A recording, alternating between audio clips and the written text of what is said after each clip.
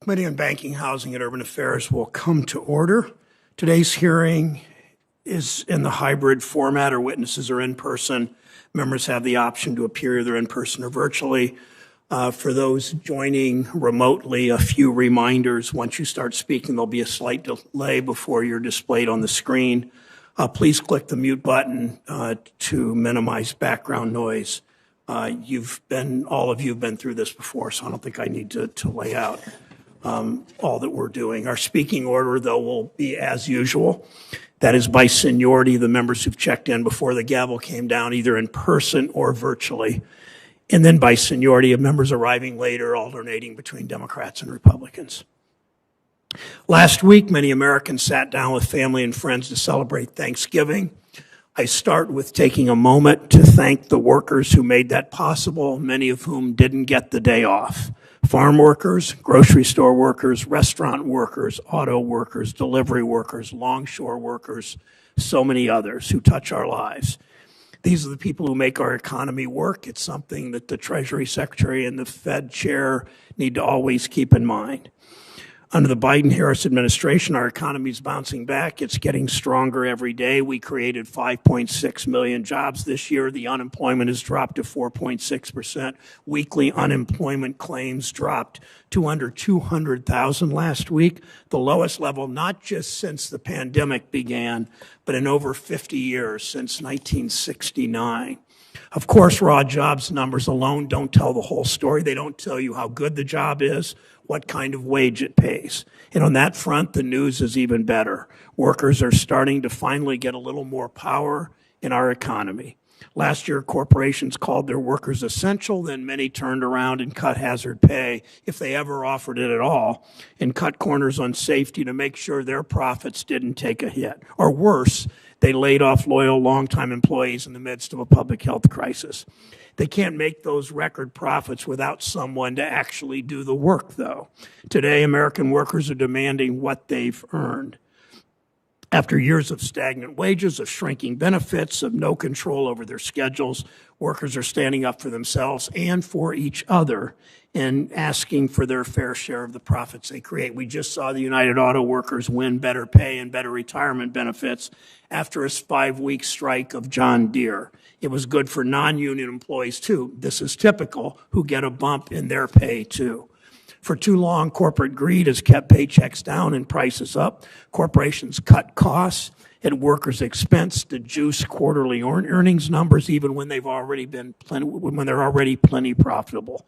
Executives reward themselves with record profits and stock buybacks, while arguing they can't afford to pay higher wages to anyone else or can't afford to lower prices.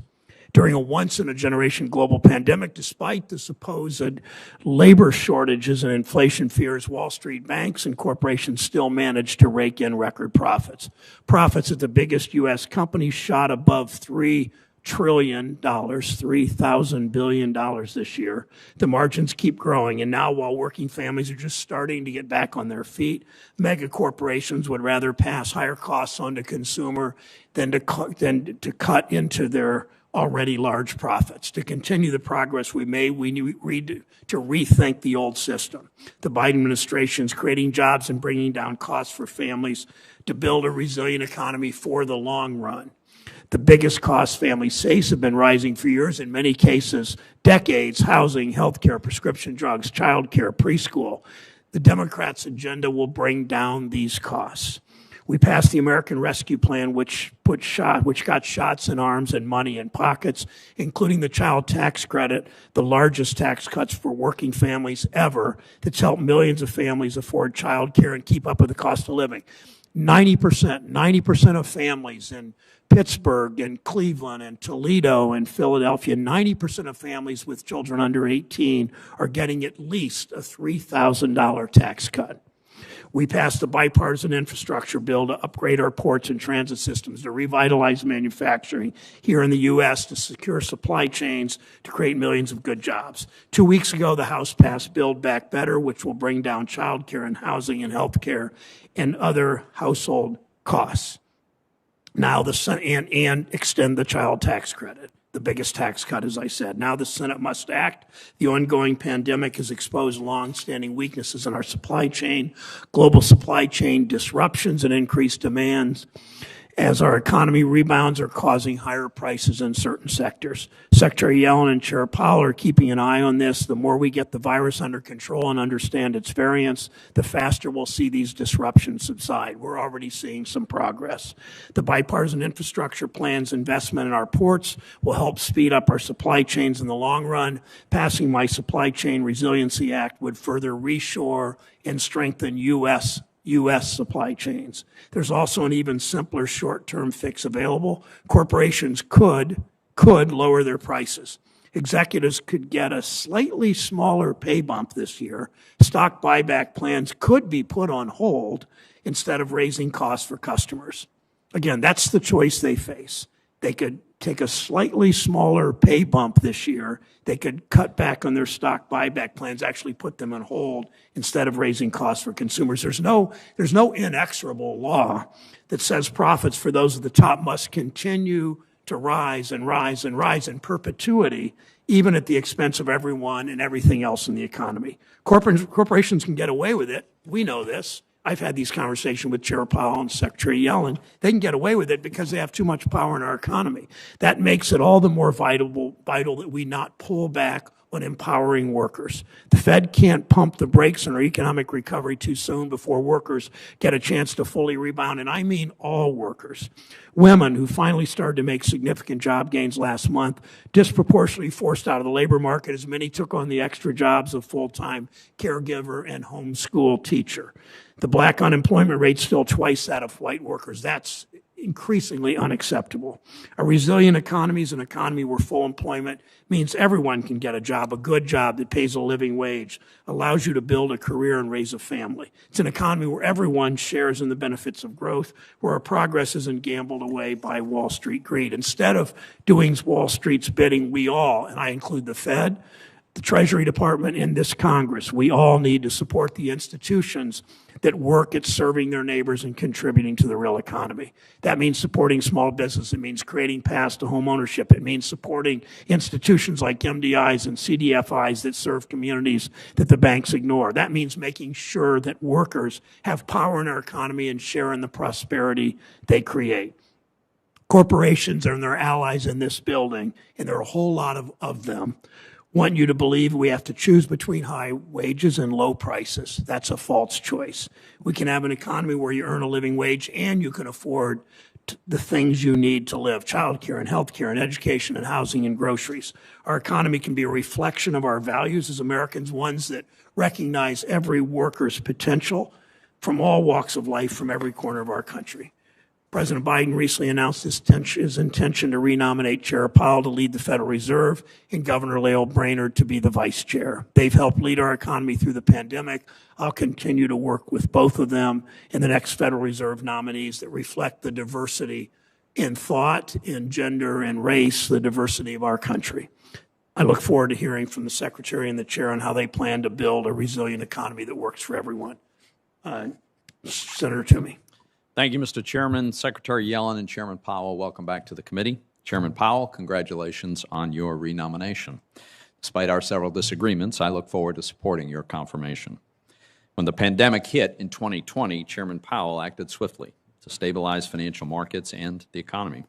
He also implemented a number of sensible regulatory reforms that helped to spur economic growth. And for those who would criticize those efforts, I suggest they look at the past 2 years. Our economy and our financial system experienced a very severe real-world stress test during the worst days of the pandemic. And we came out of it with the best capitalized banking system in American history.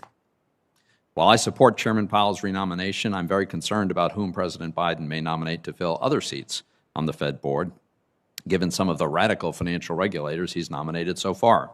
Just consider his radical nominee to serve as the comptroller of the currency, the nation's top banking regulator. Members of the Fed board ought to have exceptional qualifications and an appreciation for the Fed's narrow statutory role on monetary policy and banking supervision. We need Fed nominees who are focused not on social policy, but rather the alarming bout of inflation that we are currently experiencing. Inflation is at a 31-year high. Just last month, the Consumer Price Index increased by 6.2% year over year. Price hikes are everywhere, from the cost of a Thanksgiving meal, which rose by 14% over last year, to the pump, where gas has reached as high as $6 a gallon in some places. And inflation is a tax that's eroding Americans' paychecks every day. Even though wages are growing, inflation's growing faster, and that's causing workers to fall further and further behind. I've been warning about the risks of higher and more persistent inflation since January. Unfortunately, the Fed has decided to continue its really emergency monetary policy, adding fuel to the inflationary fire long after the economic emergency has passed. Earlier this month, I was glad to see the Fed finally announce a long overdue taper of its bond buying program. Quantitative easing should be used in emergencies only, and we are well past the need for such support. Our economy took a nosedive in the second quarter of last year, but by the third quarter of 2020, it had largely recovered. And yet here we are in November 2021, and the Fed's still buying more than $100 billion in bonds each month. The Fed should have started tapering nearly a year ago, but instead it's expected to continue buying bonds through next June. And on interest rates, which are currently near zero, the Fed is still maintaining a wait-and-see approach. I am somewhat relieved that Chairman Powell has recently spoken about the heightened risk of higher and more persistent inflation and has indicated his determination to control it. Unfortunately, the Biden administration and many of our Democrat colleagues in Congress are not willing to do their part to limit inflation. Instead, they're exacerbating the problem and then blaming inflation on their usual suspects, greedy corporations. Apparently, some of my colleagues believe that companies were for years generously leaving money on the table and only now have thought to raise prices to maximize profits. Well, this is a cynical fib meant to distract from the fact that congressional Democrats' extremely liberal policies are contributing to the price hikes hitting Americans' wallets. Just take energy prices, for example. President Biden kicked off his presidency by taking measures to curb our nation's energy supply. He terminated construction of the Keystone Pipeline, a tremendous source of oil. He placed an indefinite ban on new oil and gas leases on federal land. Meanwhile, on the demand side, the administration and Democrats in Congress have propped up demand for energy with their March 2021 $1.9 trillion stimulus bill. It's no wonder, then, that Americans are seeing skyrocketing energy prices. When you decrease supply and then subsidize demand, prices go up. That's basic economics. Unfortunately, the administration has not learned its lesson. It's still pushing a multi-trillion-dollar reckless tax and spend plan that will contribute to more inflation and damage our economy. Its plan is a massive expansion of the welfare state, and it will partially be paid for by large tax increases that will hurt American families and make the U.S. a less competitive place to do business. The intent of this plan is to fundamentally transform the relationship between the federal government and the middle class. It's about socializing many ordinary responsibilities that middle-income families have always assumed, including by providing free preschool, free paid leave, free child care, just to name a few. Democrats are attempting to hide the unprecedented enormity of this tax and spending spree through budget gimmicks. According to the nonpartisan Penn-Wharton budget model, the House version of the Build Back Better plan will cost $4.6 trillion over 10 years if the bill's temporary provisions are made permanent, as the Democrats plan and hope. As Senator Manchin has noted, Democrats are using, quote, shell games, end quote, to hide the true cost of this inflation. I hope that Democrats will reconsider their misguided efforts to double down on the reckless spending that has contributed so much to the highest inflation that Americans have experienced in 31 years. Thank you, Senator Toomey. I'll introduce today's witnesses. We will hear from Treasury Secretary Yellen, Federal Reserve Chair Powell, and their agency's continued actions to recover from the pandemic and build a resilient economy that works for all Americans. Thank you both for your service. Congratulations again to you, Chair Powell, and thank you for your testimony today. Madam Secretary, if you'd begin. Thank you.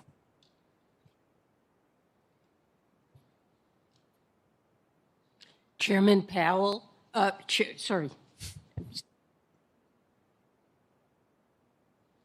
Chairman Brown, Ranking Member Toomey, members of the committee, it's a pleasure to testify today.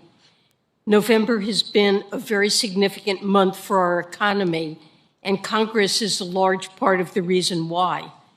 Our economy has needed updated roads, ports, and broadband networks for many years now. And I'm grateful that on the night of November 5th, members of both parties came together to pass the largest infrastructure package in American history. November 5th, it turned out, was a particularly consequential day because earlier that morning we received a very favorable jobs report, 531,000 jobs added.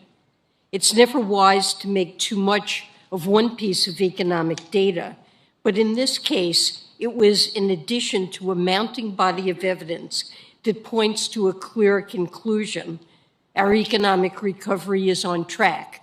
We're averaging 500,000 new jobs per month since January, and GDP now exceeds its pre-pandemic levels. Our unemployment rate is at its lowest level since the start of the pandemic, and our economy is on pace to reach full employment 2 years faster than the Congressional Budget Office had estimated. Of course, the progress of our economic recovery can't be separated from our progress against the pandemic, and I know that we're all following the news about the Omicron variant. As the President said yesterday, we're still waiting for more data, but what remains true is that our best protection against the virus is the vaccine. People should get vaccinated and boosted. At this point, I'm confident that our recovery remains strong and is even quite remarkable when put in context. We should not forget that last winter, there was a risk that our economy was going to slip into a prolonged recession. And there is an alternative reality where right now, millions more people cannot find a job or are losing the roofs over their heads. It's clear that what has separated us from that counterfactual are the bold relief measures Congress has enacted during the crisis: the CARES Act, the Consolidated Appropriations Act, and the American Rescue Plan Act. And it's not just the passage of these laws that has made the difference, but their effective implementation. Treasury, as you know, was tasked with administering a large portion of the relief funds provided by Congress and under those bills. During our last quarterly hearing, I spoke extensively about the state and local relief program, but I wanted to update you on some other measures. First, the American Rescue Plan's expanded child tax credit has been sent out every month since July, putting about $77 billion in the pockets of families of more than 61 million children. Families are using these funds for essential needs like food, and in fact, according to the Census Bureau, food insecurity among families with children dropped 24% after the July payments, which is a profound economic and moral victory for the country. Meanwhile, the Emergency Rental Assistance Program has significantly expanded, providing much-needed assistance to over 2 million households. This assistance has helped keep eviction rates below pre-pandemic levels.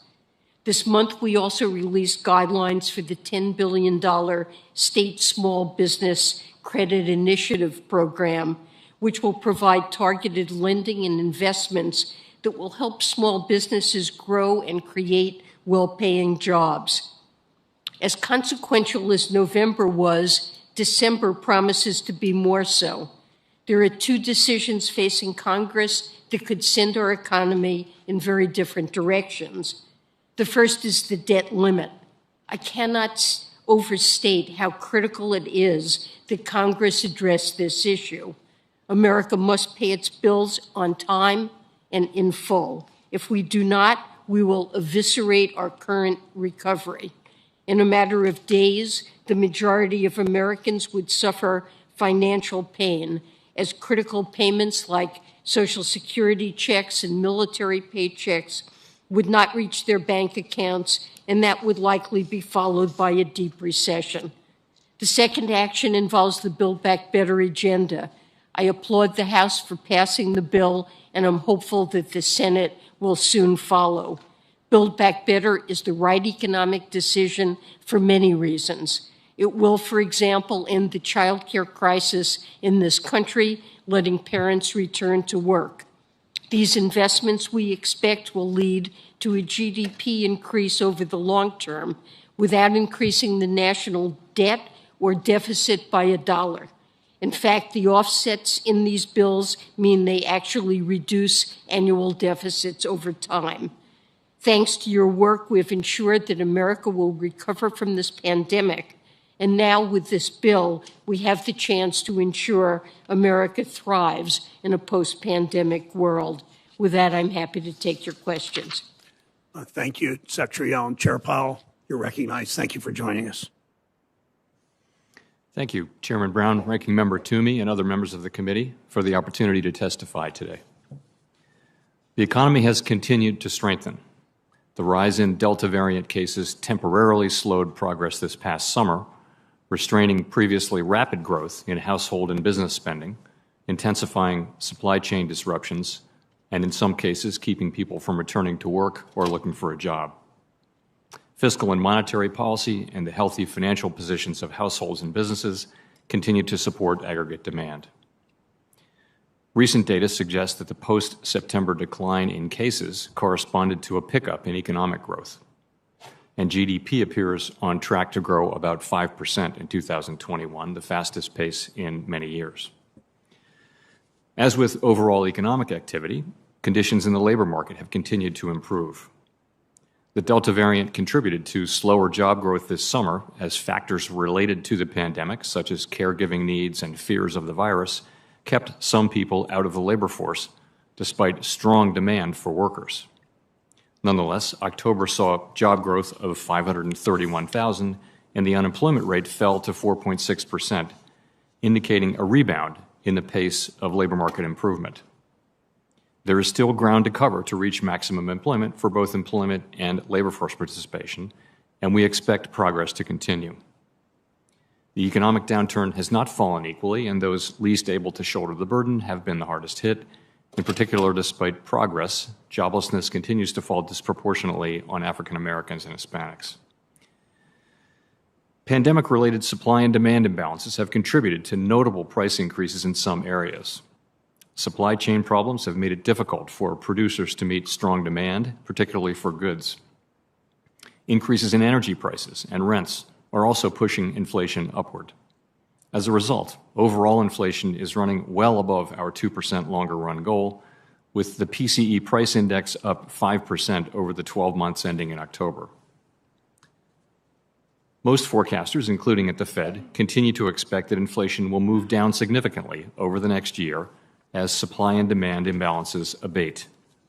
It is difficult to predict the persistence and effects of supply constraints, but it now appears that factors pushing inflation upward will linger well into next year. In addition, with the rapid improvement in the labor market, slack is diminishing and wages are rising at a brisk pace. We understand that high inflation imposes significant burdens, especially on those less able to meet the higher costs of essentials like food, housing, and transportation. We are committed to our price stability goal. We will use our tools both to support the economy and a strong labor market and to prevent higher inflation from becoming entrenched. The recent rise in COVID-19 cases and the emergence of the Omicron variant pose downside risks to the employment and economic activity and increased uncertainty for inflation.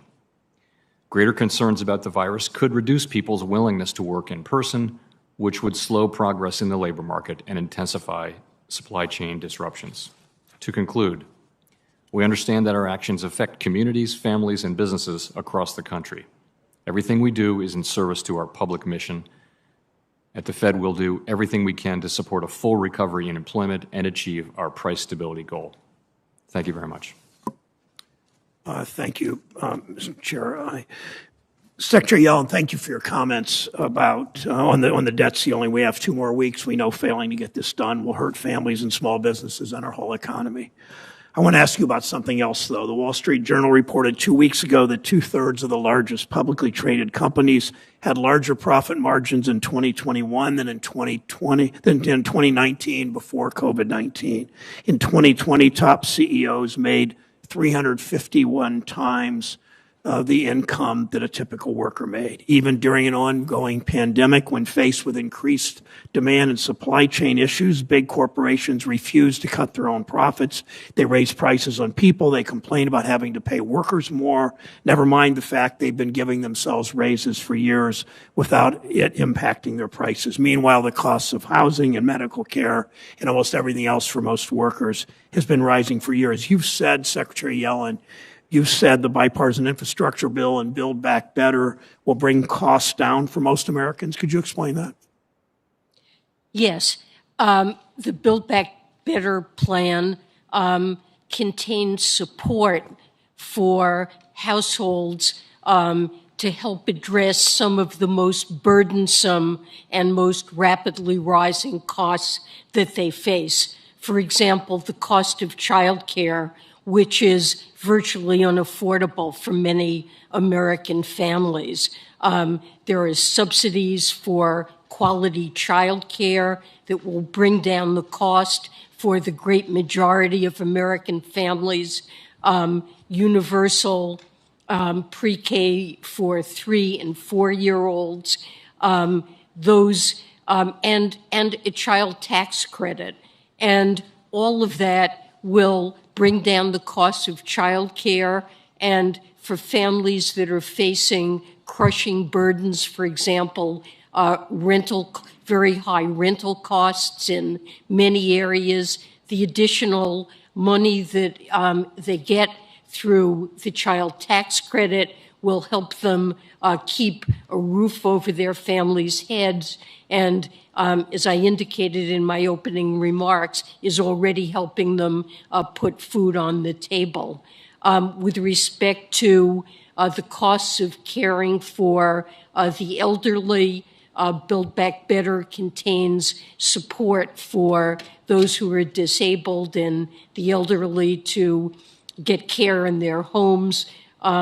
There are subsidies, an increase in the Pell Grant, and money for education and for workforce training that will make that more affordable, and reductions in the cost of prescription drugs. These are some of the most burdensome items in family budgets, ones that have risen more rapidly than the general level of prices over time, and the bill will help families meet those burdensome expenditures. Thank you, Madam Chair. Madam Secretary. Mr. Chair Powell, is it still your belief that higher prices in certain sectors are chiefly caused by the upheaval we're experiencing as a result of the global pandemic, and that as the pandemic eases, so too should inflationary pressure? So I guess I would say it this way. Generally, the higher prices we're seeing are related to the supply and demand imbalances that can be traced directly back to the pandemic and the reopening of the economy.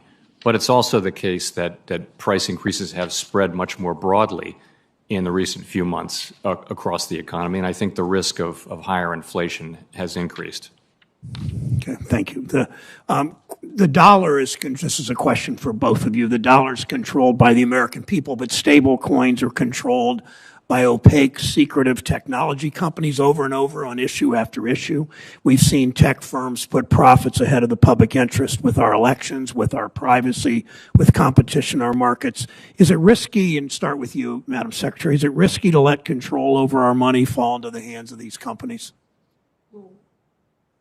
I believe that stable coins can result in some greater efficiencies in the payment system and could contribute to easier and more efficient payments, but only if they're adequately regulated. And the President's working group that I chair recently issued a report indicating that there are significant risks associated with these currencies risks to the payment system, risks of runs, and risks related to the concentration of economic power. And we have called upon Congress to put in place for these stable coins a regulatory framework that would make them safe and protect consumers and put them on a level playing field with other providers of similar services, such as banks. Chair Powell, do you agree with that? Yes, I do. Okay, thank you. In closing out my time, I think it's important to look at a bit of historical perspective, as both of you have explained to me in other conversations. In the late 90s and early 2000s, over-the-counter derivatives and subprime mortgages were billed as financial innovations. Financial regulators at the time pushed to weaken safeguards, saying that a cloud of legal uncertainty hung over the OTC derivatives markets, and regulations, again, their words, could discourage innovation and growth and drive transactions offshore.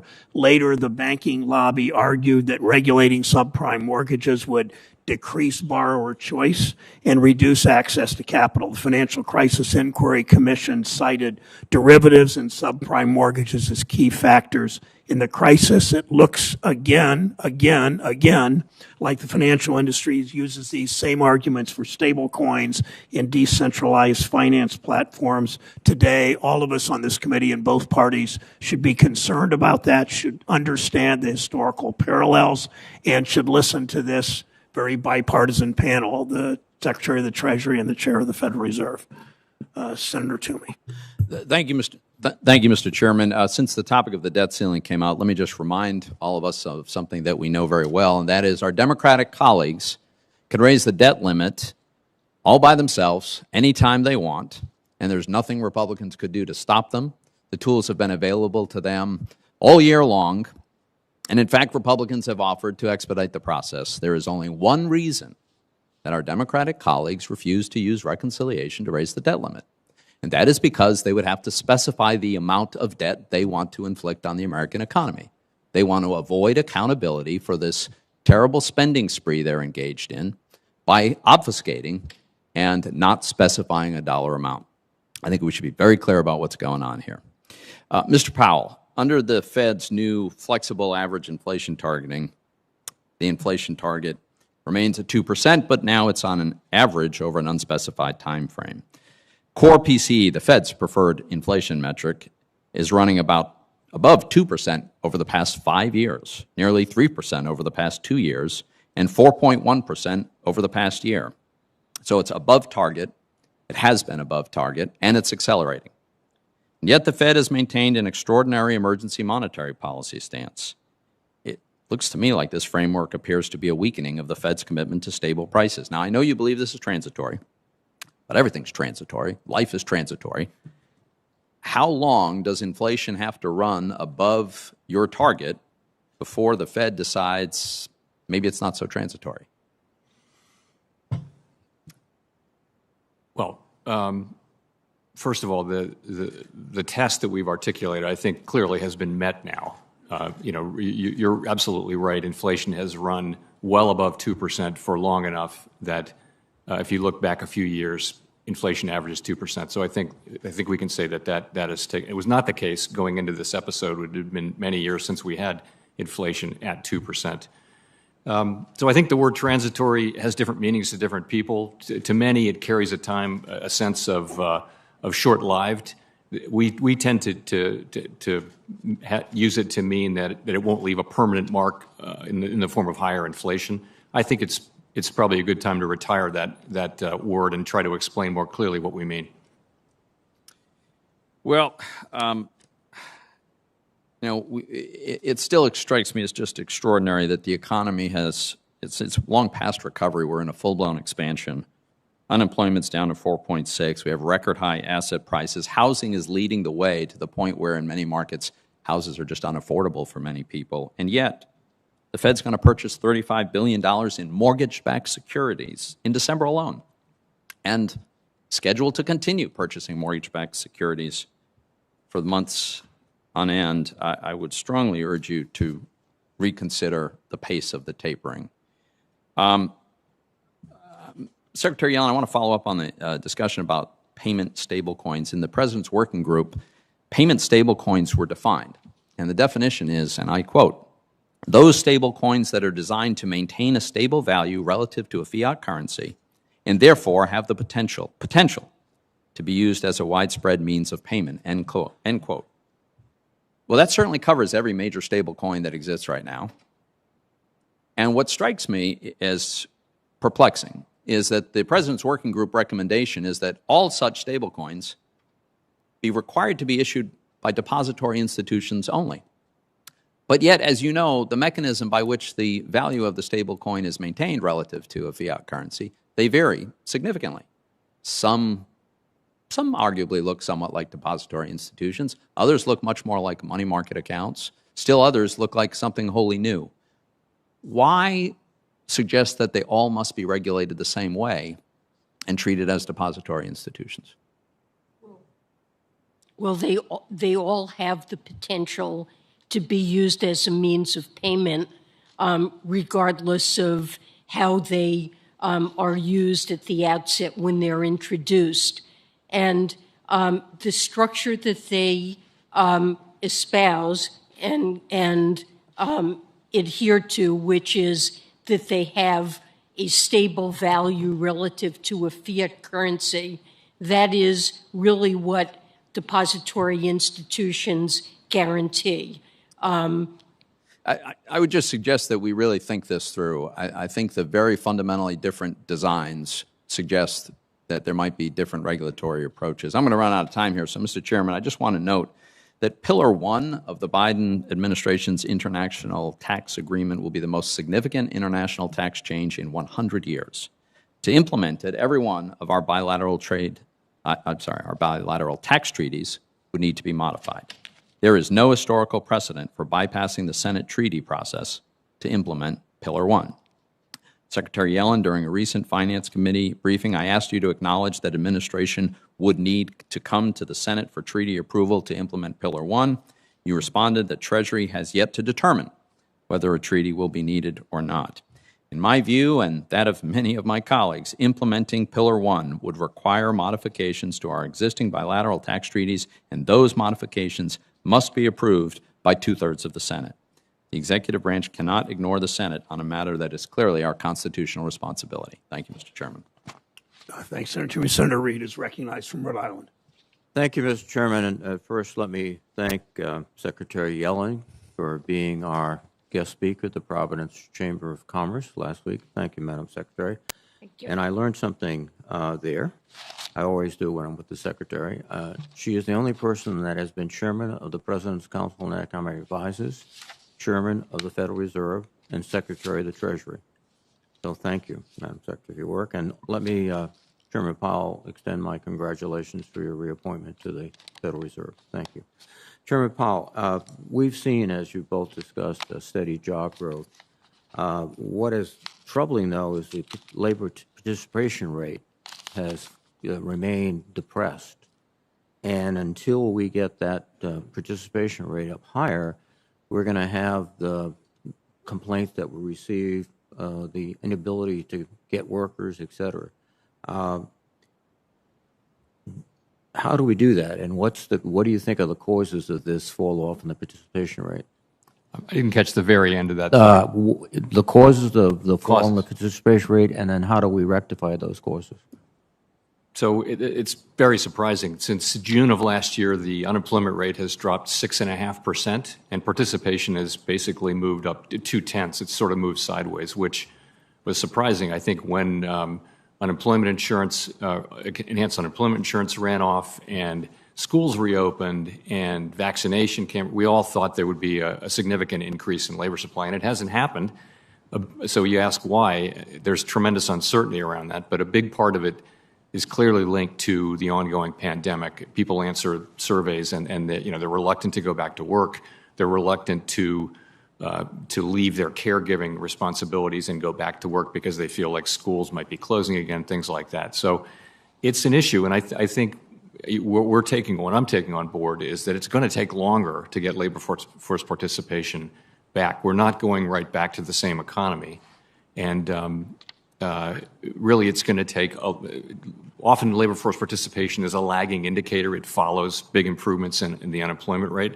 And we're probably on track to have that happen. And that means to get back to the kind of great labor market we had before the pandemic, we're going to need a long expansion.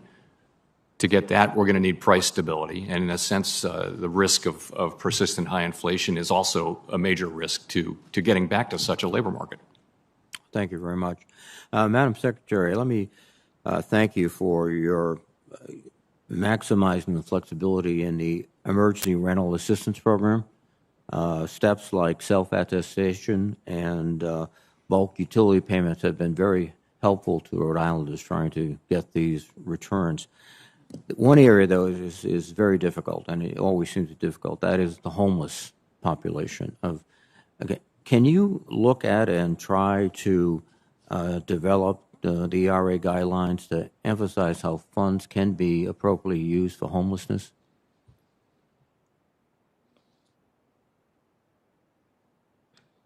That's an extremely important area.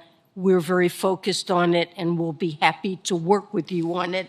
What I can say is that ERA funds can be used to provide so-called housing stability services, a range of services to the homeless to help them find a stable shelter. Something that Treasury did, a kind of flexibility that we built into our guidelines, is ERA statute requires that to be eligible for assistance, a household has to have a so-called rental obligation. Recognizing that would be something that would be challenging for families experiencing homelessness, we created an opportunity for ERA grantees to provide individuals with a letter of intent to pay a rental obligation. So with this letter of intent, that would make it easier for the homeless to be able to secure housing. So those are two forms of flexibility we think will help, and we'd be glad to work with you to see if we can identify more. Thank you, Madam Secretary. And on communicating those provisions to local authorities would be helpful. And just a final point, Secretary Yellen, this is with the Homeowner Assistance Fund. I know you're looking at the state plans, and if you could accelerate that to get the money out, because as you well know, a lot of these moratoriums on eviction are either gone or going, and it would be very helpful to get the money out. Thank you. Yes. Thank you, Mr. Chairman. Thank you, Senator Reed. Senator Crapo of Idaho is recognized. Thank you, Mr. Chairman. Secretary Yellen, some appear to believe that you have announced that unless a debt limit increase or suspension occurs before December 15th, that the Treasury faces imminent default. That's not how I've read your comments. So it would be helpful for you to clarify what your current projection is for when Treasury would run out of headroom to operate below the debt limit and run dangerously low of operating cash. I also request that Treasury provide details of its latest debt and cash projections to the Finance Committee, and look forward to receiving those projections. Yes, let me clarify what I said. What I indicated in my most recent letter to Congress is that I have a high degree of confidence that Treasury will be able to finance the U.S. government through December 15th, but there would be scenarios in which Treasury would not have sufficient funds to continue to finance the operations of the U.S. government beyond that date. I would note that on December 15th, Treasury will invest funds from the infrastructure bill, and that will use up $118 billion worth of capacity when those funds are from the Highway Trust Fund are invested in government securities. And I didn't say that there is no way that we can make it past December 15th. There are a range, there's uncertainty about what our cash balance will be and our resources. Right now, there's uncertainty about where we will be on December 15th. And there are scenarios in which we can see it would not be possible to finance the government. That doesn't mean that there are not also scenarios in which we can, but we think it's important for Congress to recognize that we may not be able to, and therefore to raise the debt ceiling expeditiously. Well, thank you for that. Thank you for that clarification. Chair Powell, inflation hit 6.2% last month, which is the highest in more than 3 decades. Still, the administration is pushing for support of a nearly $2 trillion social spending package. And by the way, that number even accepts their budget gimmicks that hide real costs that could mean several trillion more in spending over the next 10 years. Most of that spending does nothing to ameliorate the problems of rising inflation. In fact, will simply add fuel to the inflation fire. I'm very concerned that the administration is not taking inflation's threat seriously, and in the case of energy prices, is enacting regulatory policies that themselves are threats. Do you agree that inflation is a serious threat to our economy, and how do you intend to address inflation? I do think that the threat of persistently higher inflation has grown. I think my baseline expectation is still, as I mentioned, and of most forecasters, is still that inflation will move back down over the course of next year closer to our target. But clearly the risk of more persistent inflation has risen. And I think what you've seen is you've seen our policy adapt, and you'll see it continue to adapt. We will use our tools to make sure that higher inflation does not become entrenched. I noted in your opening statement that you indicated that inflation pressures will linger well into next year. You do stand by that? Yes, I think we can now see certainly through the middle of next year. That's an expectation. Forecasting is not a perfect art, as you may have noticed. But yes, right into the middle of next year, and that's our expectation. But of course, what's happened is that date has been pushed out repeatedly as supply side problems have not really improved. And if Congress were to pass an additional $2 trillion plus in spending, mixed with a number of increases in taxes, would that add to inflationary pressures?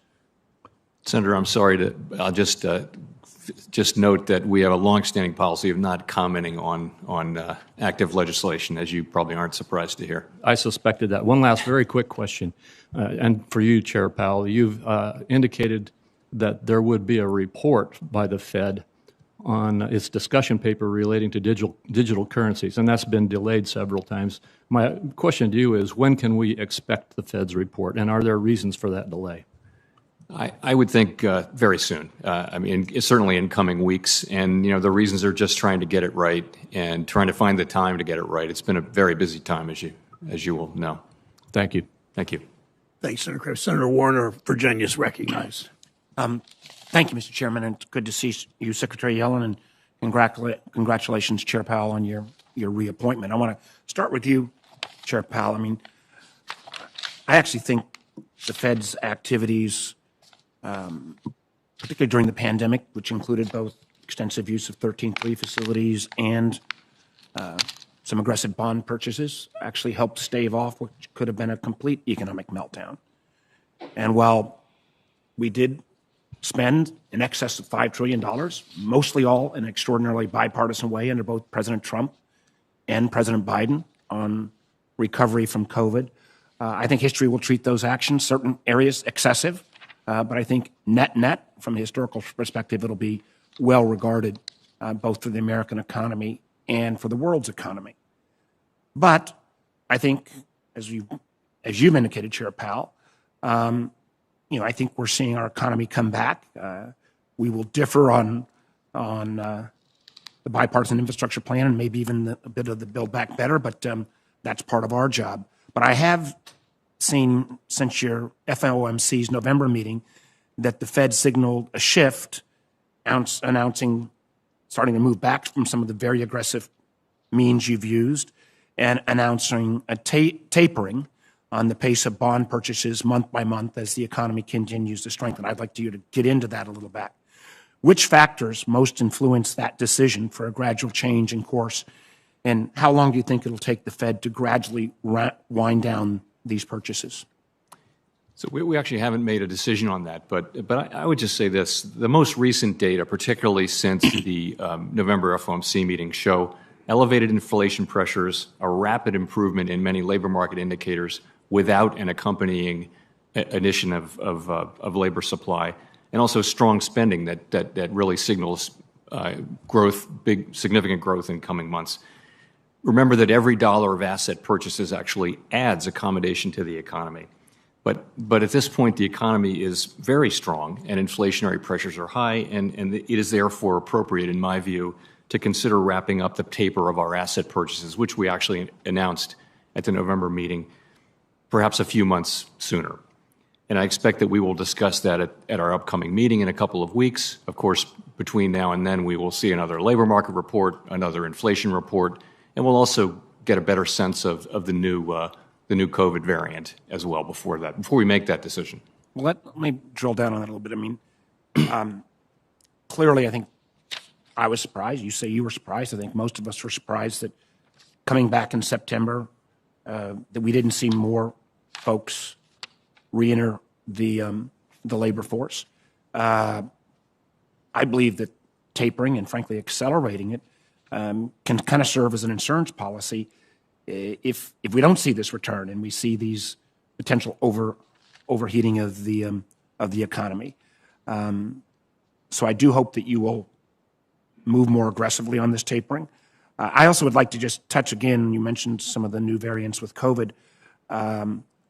What factors, one of the things we've got to maintain is some ability to move quickly, and we obviously, Congress moved very quickly under President Trump and Secretary Mnuchin with the outset of COVID. Hopefully we won't have to come back to those kind of actions from this entity, but with these new variants coming on board, what are the markers you're going to look at to determine how that might influence Fed activity? So at this point, I think we're all looking at the same thing, and we're listening to the experts, which are not, I'm certainly not one of those, but I talk to those people, and it's really about transmissibility. It's about the ability of the existing vaccines to address any new variant, and it's about the severity of the disease once it is contracted. And we don't know. I think we're going to know. What I'm told by experts is that we'll know quite a bit about those answers within about a month. We'll know something, though, within a week or 10 days. And then and only then can we make an assessment of what the impact would be on the economy. As I pointed out in my testimony, for now it's a risk. It's a risk to the baseline. It's not really baked into our forecast. Well, down to my last 20-odd seconds, I'm not going to get away without at least raising an issue I always raise with Secretary Yellen, and I know Chairman Powell I've raised with you as well, and that's, I think, the very smart action that took place, again, actually under President Trump, on investment in CDFIs and minority depository institutions. And I want to thank Chairman Brown and people like Senator Crapo and so many others, including Secretary Mnuchin, that we made that investment, and you now, Secretary Yellen, are implementing that. We've seen a great take-up rate from the ESIT program in terms of Tier 1 capital investment into these institutions that hit low and moderate income individuals. I guess with this demand way exceeding the amount of money we had, what else can we do to shore up these institutions? And I would love to press both of you. Maybe you can take this partially for the record since I've gone over on how we might even be able to look at securitization of some of this CDFI debt so that we can, again, increase the liquidity of these institutions. But if you briefly, recognizing I've gone over, answer that, I'd appreciate it. Thank you, Mr. Chairman. Well, we would be glad to work with you to discuss possibilities there. I think that the infusion of funds into CDFIs and MDIs, it's historic. It's going to make a tremendous difference to their ability to support businesses, particularly in minority areas. We've seen huge take-up of the ESIP funds that have been provided. It's $4 billion oversubscribed. We're working through applications, and we'll try to make decisions on investments shortly, but it certainly shows that it's a program that has the potential to make an enormous difference to this lending. We would be happy to work with you to find ways to make it yet more effective. I'm way over time. If you could just say yes, you'll work with me too, Chair Powell, that would be great. Yes, I'll work with you too. Senator Rounds from South Dakota is recognized for 5 minutes. Thank you, Mr. Chairman. First of all, Chairman Powell, congratulations on your renomination. I do look forward to supporting your nomination. I think you've provided stability during a very challenging time. Secretary Yellen, it's good to see you once again, and I thank you for your service to our country. In September, when you were before this committee, I asked you when you would say enough is enough when it comes to our debt and deficit. You acknowledged that debt becomes an issue when it exceeds 100% of GDP, a level we have already hit, as you know, but said also that since the cost of servicing our debt has been negative due to a long stretch of low rates, our debt has been less burdensome. However, due to skyrocketing inflation, I think it's just a matter of time before we exit this very low interest rate environment. Do you think, Secretary Yellen, do you think it's finally time to start sounding some alarm bells with regard to the financing of our national debt? Well, I wouldn't want to sound alarm bells.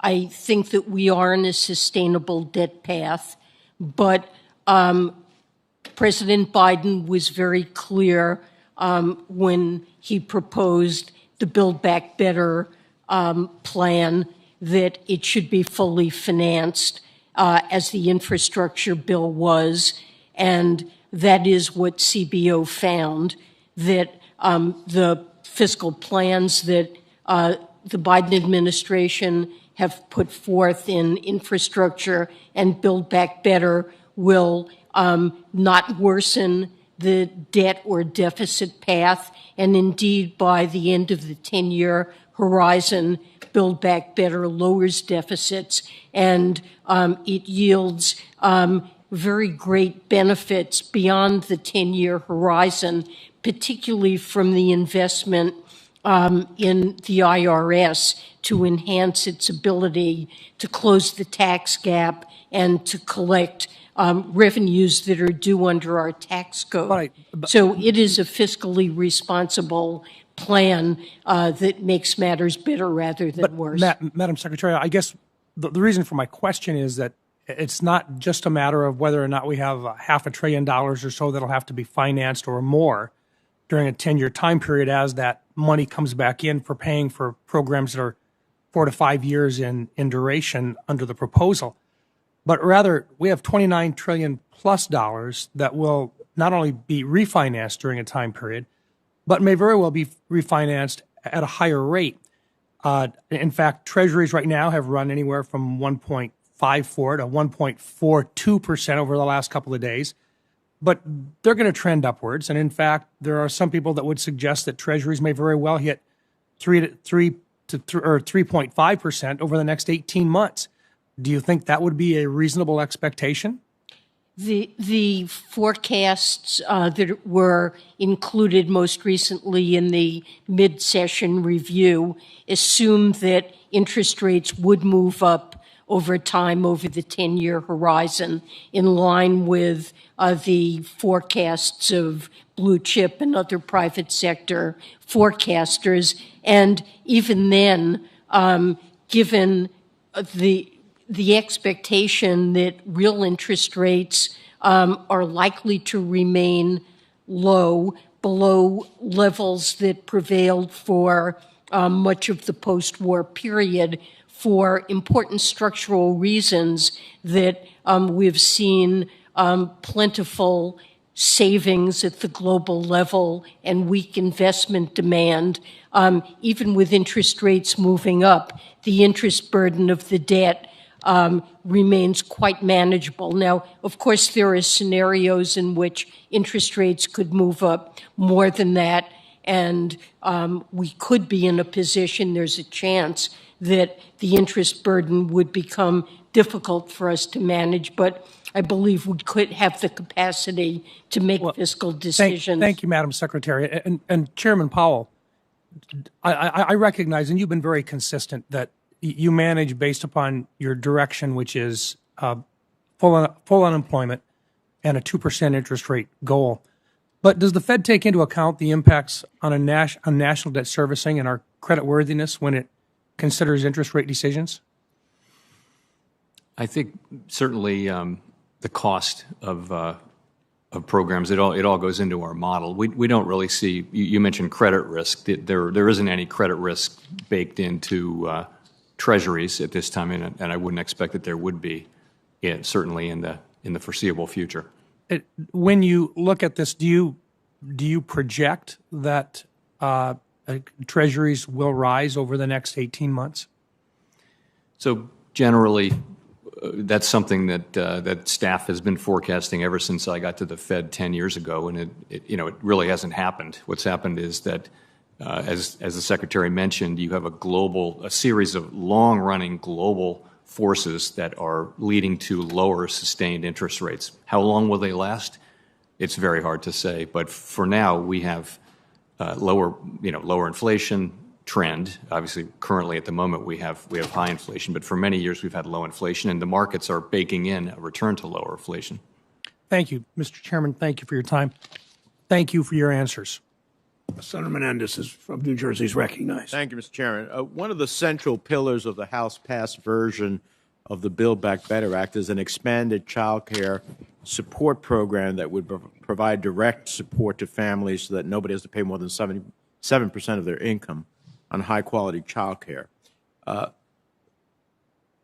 Madam Secretary, would expanding access to child care services improve the labor force participation rate and overall economic outcomes among women?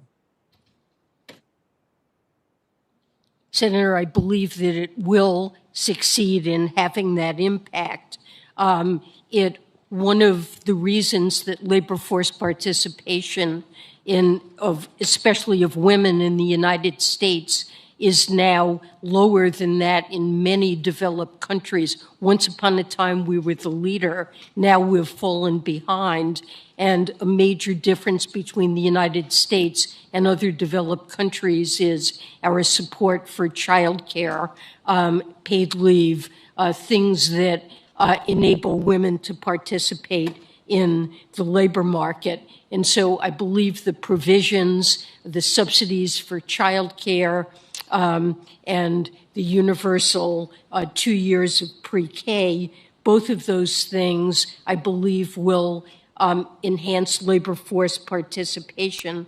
There are a number of studies that show that. The Treasury Office of Economic Policy recently issued a paper that summarized some of the evidence, and recently the Congressional Budget Office, in assessing Build Back Better, issued a statement that indicated that this was likely to boost labor force participation. Well, let me. I agree. One study suggests that the rising cost of child care resulted in an estimated 13% decline in the employment of mothers with children under the age of 5.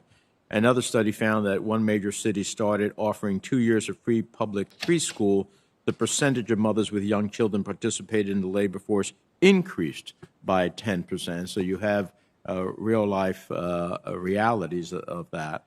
And one of the things that I'm looking forward to on this is the effect on minority families.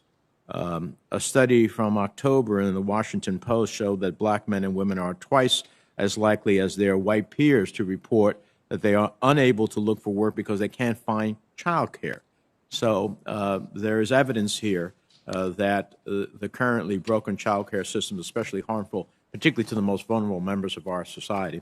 Chairman Powell, earlier this month I sent you a letter along with Chairman Brown and several of our Senate colleagues asking you to work closely with the Boston and Dallas Board of Directors and search committees to find and select diverse candidates for the open president's position. We haven't had a Hispanic in this role. Can you give us an update on how that search is going, including what specific steps you've taken to ensure the diverse candidates are being considered? So those searches are just getting going now. They've, I believe, both hired headhunters, and I know the process well, and it will involve extensive outreach to all different kinds of communities and an openness to different kinds of candidates. And it's essential, we believe, that diverse candidates be identified and be given every chance to do well and win those processes as they go forward. So I can take you through the details of it if you'd like offline, but it's something we're pretty committed to. Well, I'd very much like to see that, because as you and I have discussed on several occasions, the Federal Reserve has a serious diversity problem, particularly at the leadership level. And the lack of minority representation hurts the Fed's ability to do its job, especially when we talk about promoting maximum employment and price stability. It's essential that the Fed has in place individuals that understand how an uneven recovery will impact minority communities. So I look at this as the beginning of, I hope, an effort as it relates to diversity. And I hope we will have a successful result. I understand a process that hopefully includes good qualified candidates to be considered, but I hope it will lead to a successful result. Madam Secretary, let me turn to you on the same question. How have you empowered Janice Bowdler, the Treasury's first counselor for racial equity, to diversify the Treasury Department? This is something that I think I've raised with you several times. I'd like to understand what her first goals will be. What are the immediate goals for the Council for Racial Equity? Can you speak to me to those issues? Yes, briefly, she's empowered to review and look for ways to enhance not only our internal hiring and diversity efforts within Treasury, but also to review all of the programs that we conduct, whether it's the emergency programs that were authorized by the ARP or our tax code and the way it's administered more broadly. We've asked her to undertake a review of ways in which these programs can be changed, or they may have unintended negative consequences on diversity or on minority communities, and we're asking her to look for ways to improve what we do, both internally at Treasury and with respect to the many programs we conduct. I look forward to seeing the effects of her work. Thank you, Mr. Chairman. Thanks, Senator. Senator Tillis is recognized from his office, perhaps. He may have turned his camera off. Senator Kennedy from Louisiana is recognized. Madam Secretary, welcome. Mr. Chairman, welcome. Congratulations. Mr. Chairman, I want to start with you. I realize that no one is clairvoyant, but I think it's fair to say that the experts who have been advising you about the future rate of inflation have pretty much the same credibility as those late-night psychic hotlines you see on TV. Is the Fed considering increasing the pace of its tapering? We've got to get control of inflation. It's ravaging our people.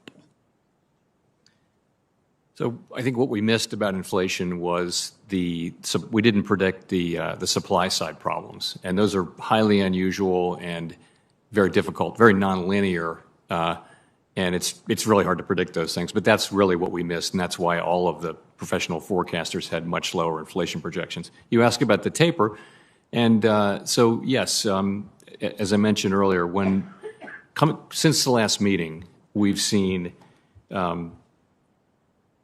basically elevated inflation pressures. We've seen very strong labor market data without any improvement in labor supply, and we've seen strong spending data too. So.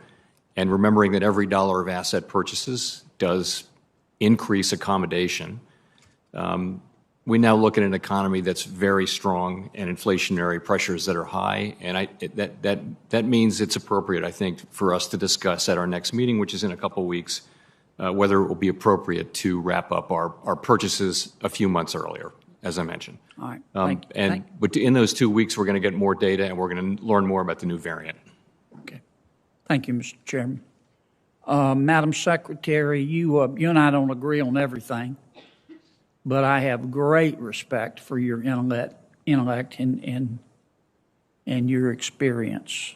And I understand you have a job to do, but I would be remiss if I didn't point out that in my opinion,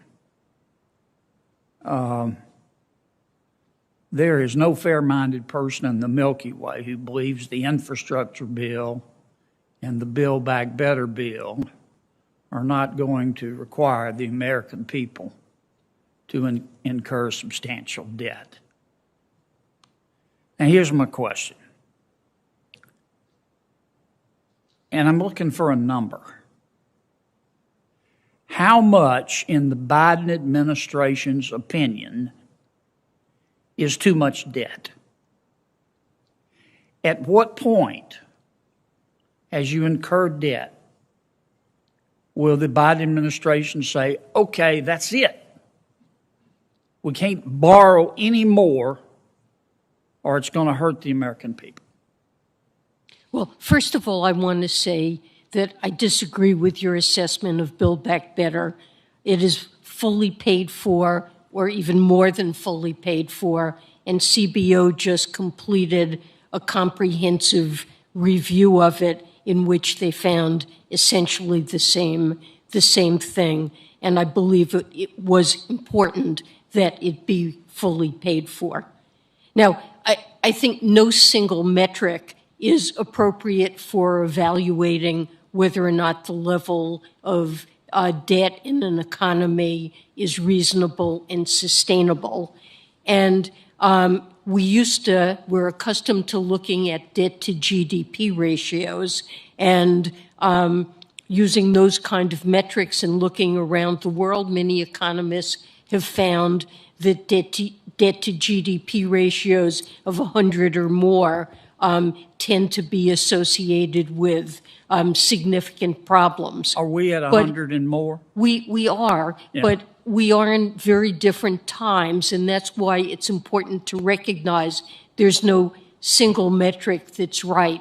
And especially in a world of very low interest rates, it's appropriate to look at the burden of that debt on society, which is better measured by the real interest burden of the debt. And that is exceptionally low, negative currently, but projected as interest rates normalize to rise to a level. I'm going to run out of time. It's still very Let me moderate. ask you this, Madam Chair, quickly. You gave a great speech back in September of 2019. It was actually an interview, and I ordered a copy at the time. And I'm trying to find my copy here. You said, this is what you said. I'm going to quote. I thought this was such a wise statement. You said, the former Fed chair said she is not worried about the debt to gross domestic product ratio in the United States right now, but added, and I quote, I'm worried about the trajectory of where it's going. It's not stable. We're not living within our means right now. Debt's going to escalate, and that's going to create problems down the road. But then most important is the demographic wave that lies ahead of us is going to essentially, over the next 30 years, double spending on 3 programs. Social Security, Medicare, and Medicaid is a share of GDP. And the increases, both because of the aging population and on the healthcare side, medical expenses, those things put us on a trajectory of a completely sustainable budget path. Now, that was when the debt was 17 trillion. It's 29 trillion. You're going to add trillions more through the Build Back Better. Why is that not true today? Well, I want to repeat again, Build Back Better is fully paid for and will not add to the debt or to deficits. Right. And in fact, You and I will just tend don't to agree on reduce that. it. I understand. CBO certainly agrees with what I said. And I mean, we do have problems eventually in financing Medicare and Social Security, which need to be addressed. Thank you, Mr. Chairman. Senator Van Hollen is recognized for 5 minutes from Maryland. Thank you, Mr. Chairman. Thank both of you for your service. Chairman Powell, congratulations on your renomination. And Secretary Yellen, I really want to pick up just where you left off. I remember 3 years ago in both this committee and the Budget Committee talking about the Republican tax breaks for big corporations. At that time, the Congressional Budget Office did assess that it would add $2 trillion to the deficit. Is that not true? That is my recollection that was the kind of number they came That up was with. the CBO score. Yes. So it's interesting to hear so many of my colleagues who 3 years ago didn't give a damn about adding $2 trillion to the debt, now talking about the Build Back Better bill, which, as you said, doesn't add to the debt at the end of the 10 years. In fact, the Congressional Budget Office has already done its analysis. And one of the ways that it does not add to the debt is that we close some of those big tax breaks for multinational corporations who like to park their profits in tax havens. And we got rid of some of the incentives in that bill that actually encourage U.S. companies to ship jobs and equipment overseas. Isn't that the case? That is the case. And can you talk also about your efforts, your successful efforts to establish a sort of 15%, global minimum rate in order to prevent the race to the bottom?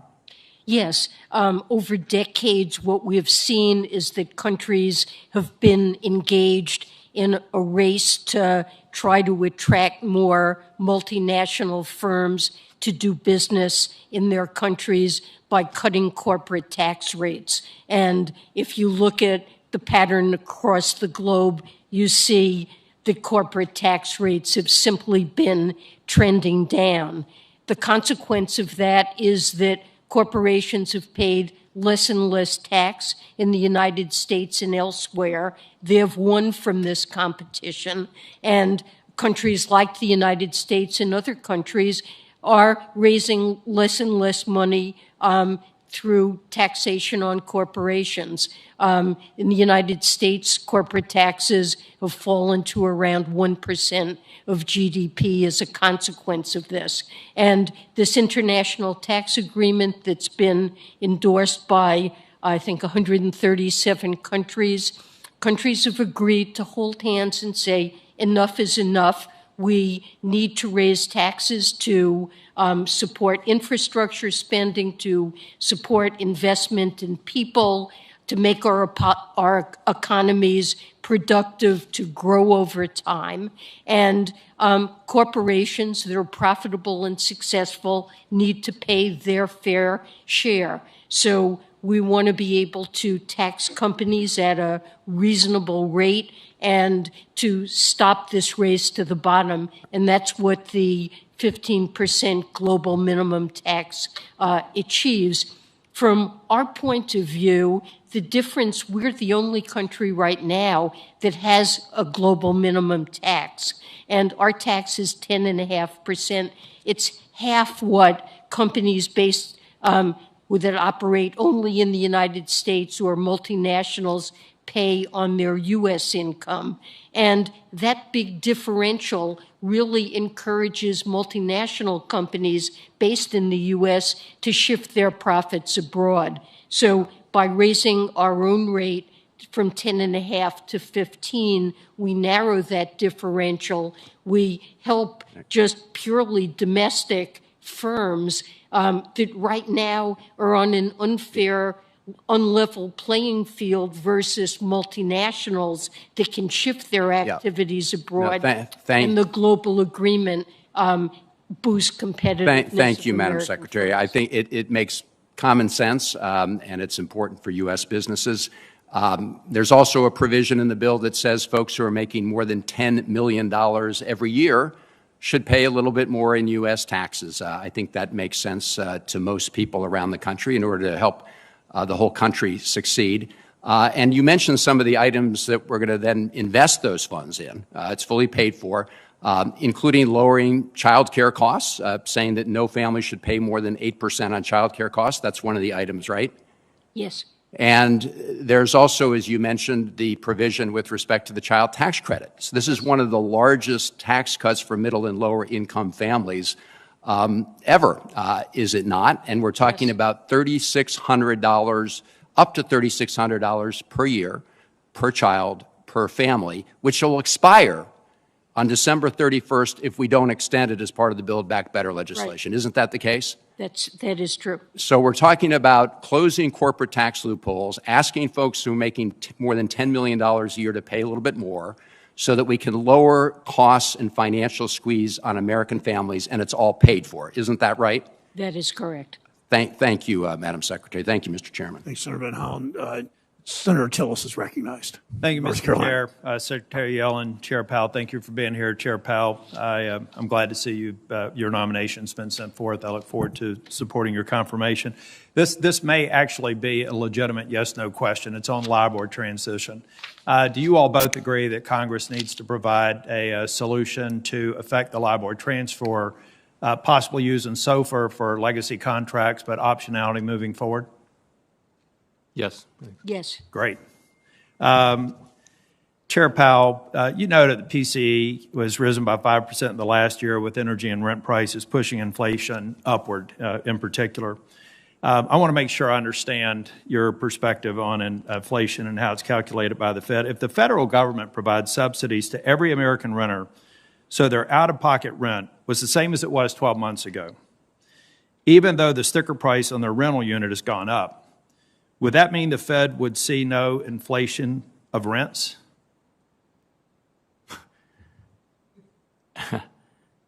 I'm not sure exactly how they collect the data, but I think the question would be what is the landlord receiving?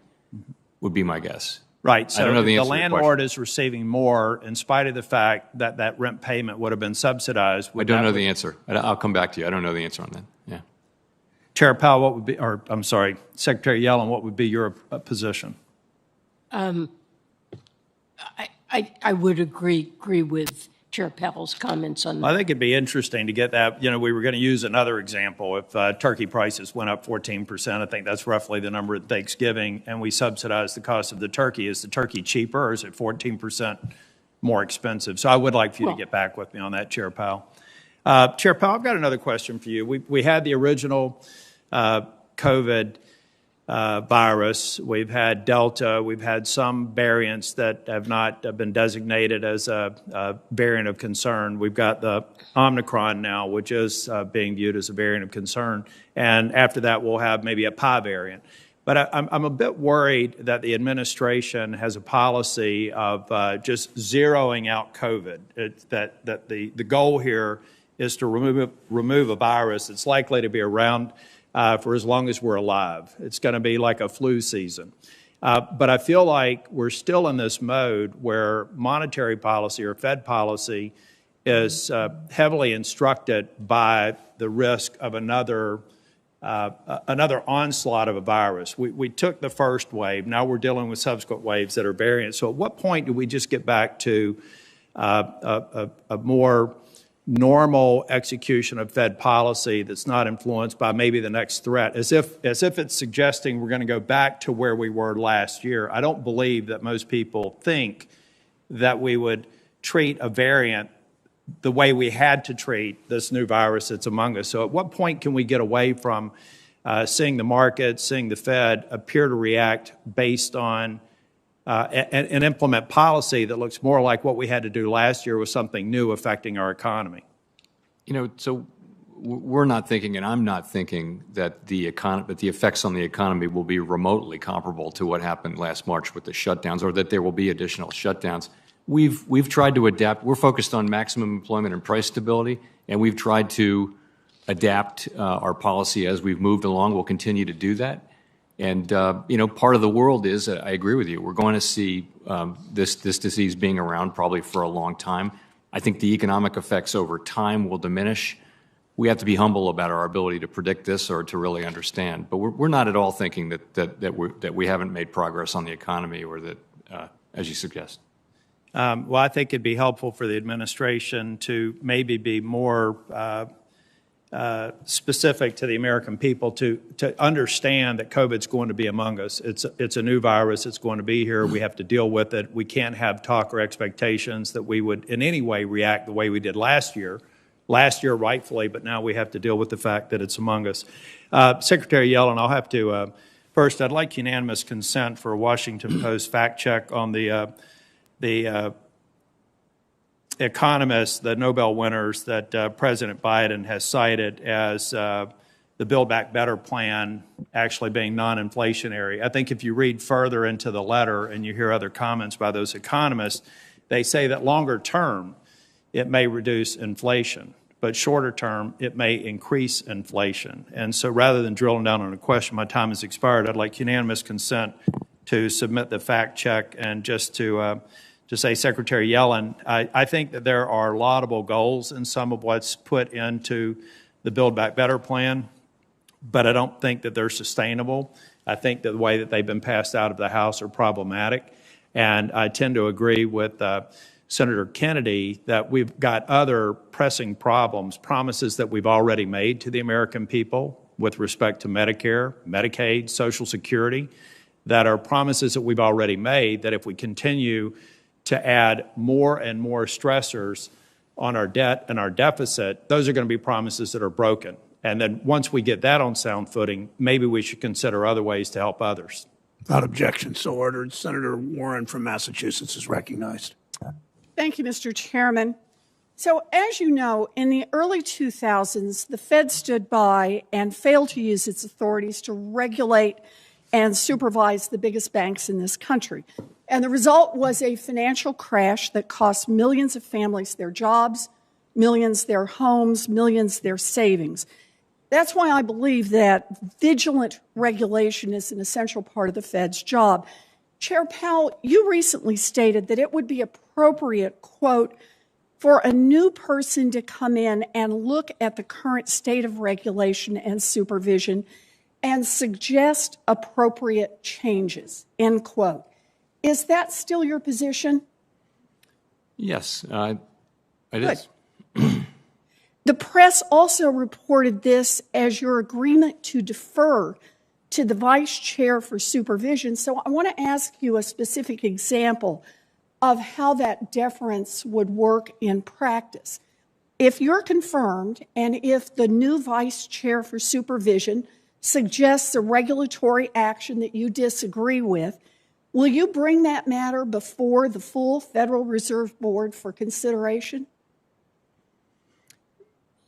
So let me just say that what the law does is the law gives the vice chair for supervision the authority to set the regulatory and supervisory agenda.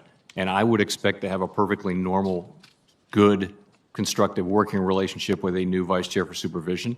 I would not see myself as stopping those kind of proposals from reaching the board, since the law seems to indicate that that's the job of the vice chair for supervision. Good. I'm just trying to be clear on your understanding of it. So you would bring that before the full board for consideration, even if you personally disagree?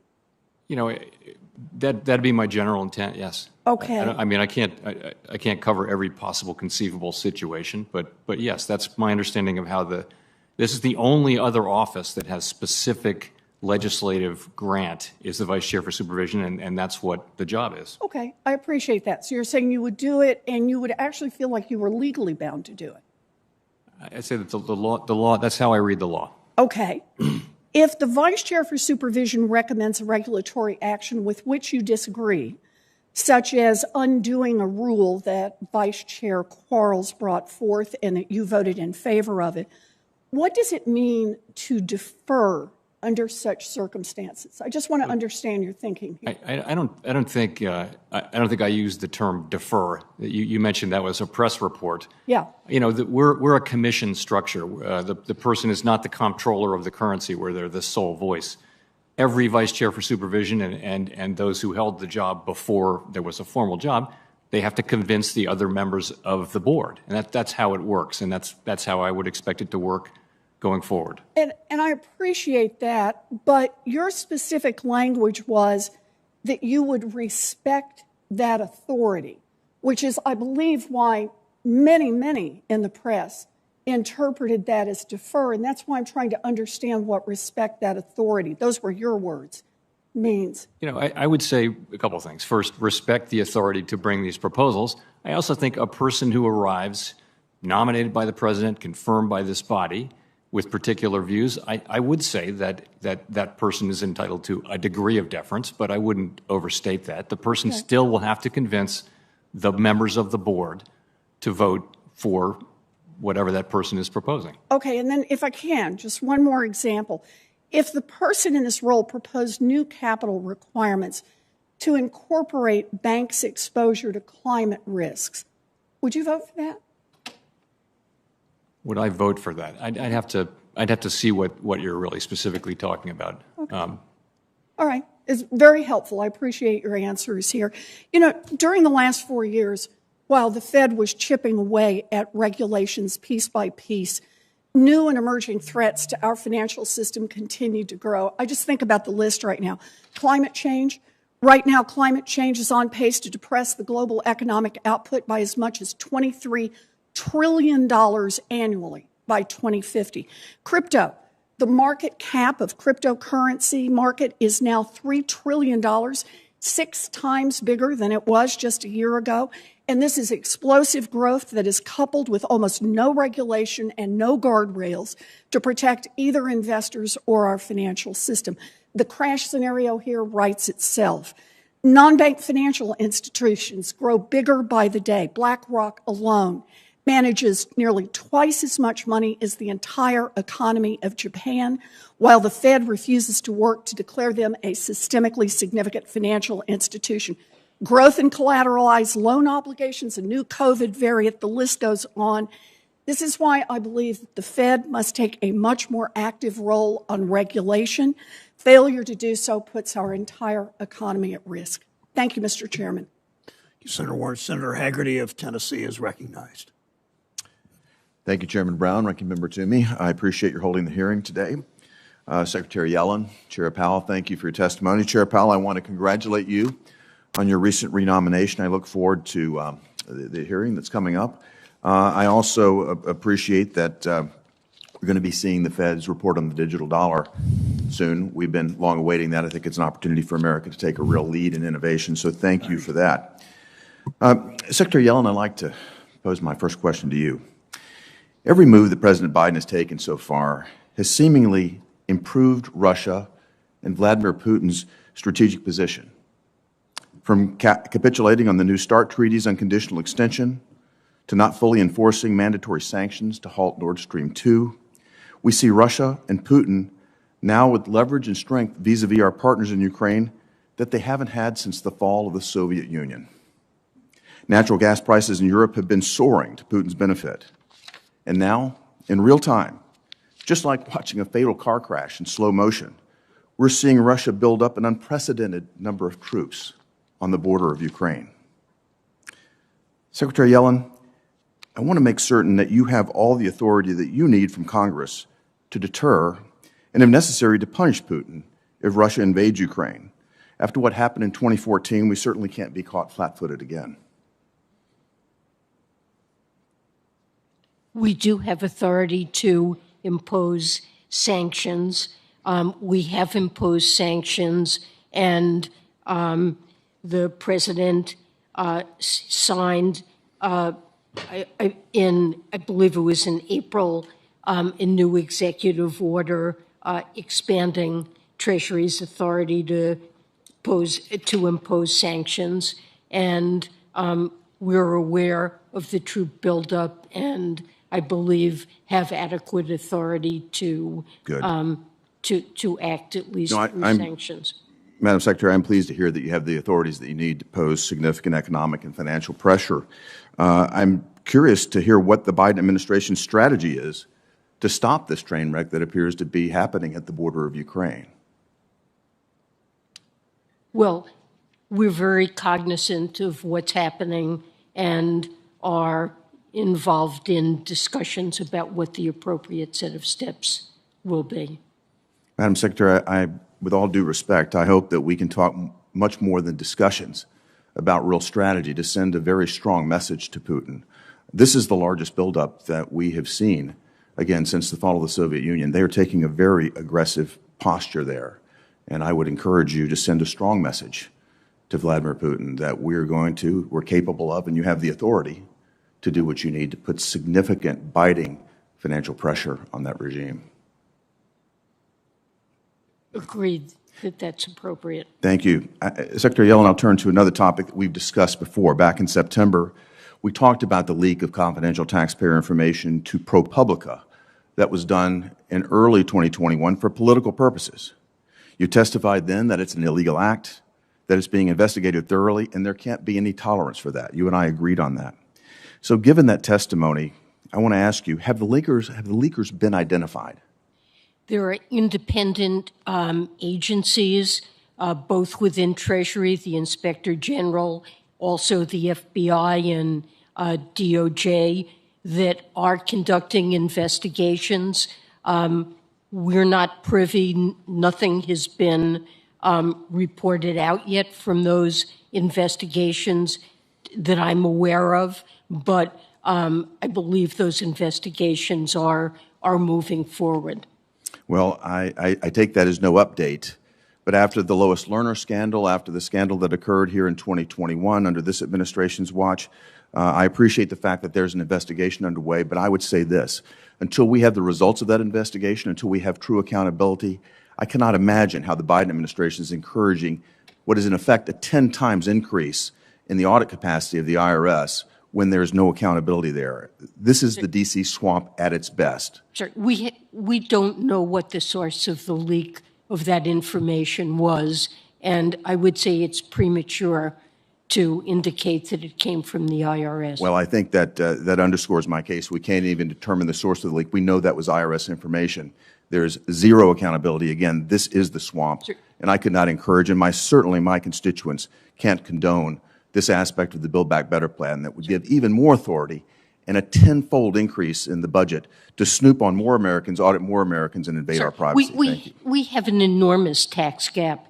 Over the next decade, it's estimated that actual tax collections will be $7 trillion below what's due. And the IRS has been starved of resources over the last decade so that they're not able to conduct meaningful audits of either high-income individuals or complex partnerships or corporations. And that's where most of the tax gap lies. These are very important resources that are needed to make sure that the wealthiest individuals and corporations particularly comply with the tax laws and pay their fair share what's due. I would just encourage good management here so that we make sure those resources are focused in the direction they should be rather than attacking conservative groups and ordinary Americans and leaking that information to the public. Thank you. Senator Cortez Masto is recognized from Nevada. Thank you, Mr. Chairman. Secretary Yellen, Chairman Powell, welcome. Chairman Powell, congratulations on your renomination. I also want to express my appreciation to the Treasury Department and Federal Reserve staff because we cannot forget why we're here. We have passed, over the last couple of years, several COVID relief packages that were bipartisan support, except maybe for one of them. And the money was immediately put out to help our families, our businesses. And so your staff have taken extraordinary efforts, not only to avoid an economic collapse during this deadly COVID-19 pandemic, but getting billions of dollars in relief and loans to help us manage the economy, help our small businesses, help families is a tremendous feat. and we should not forget that. So thank you to your staff who have worked so hard as well.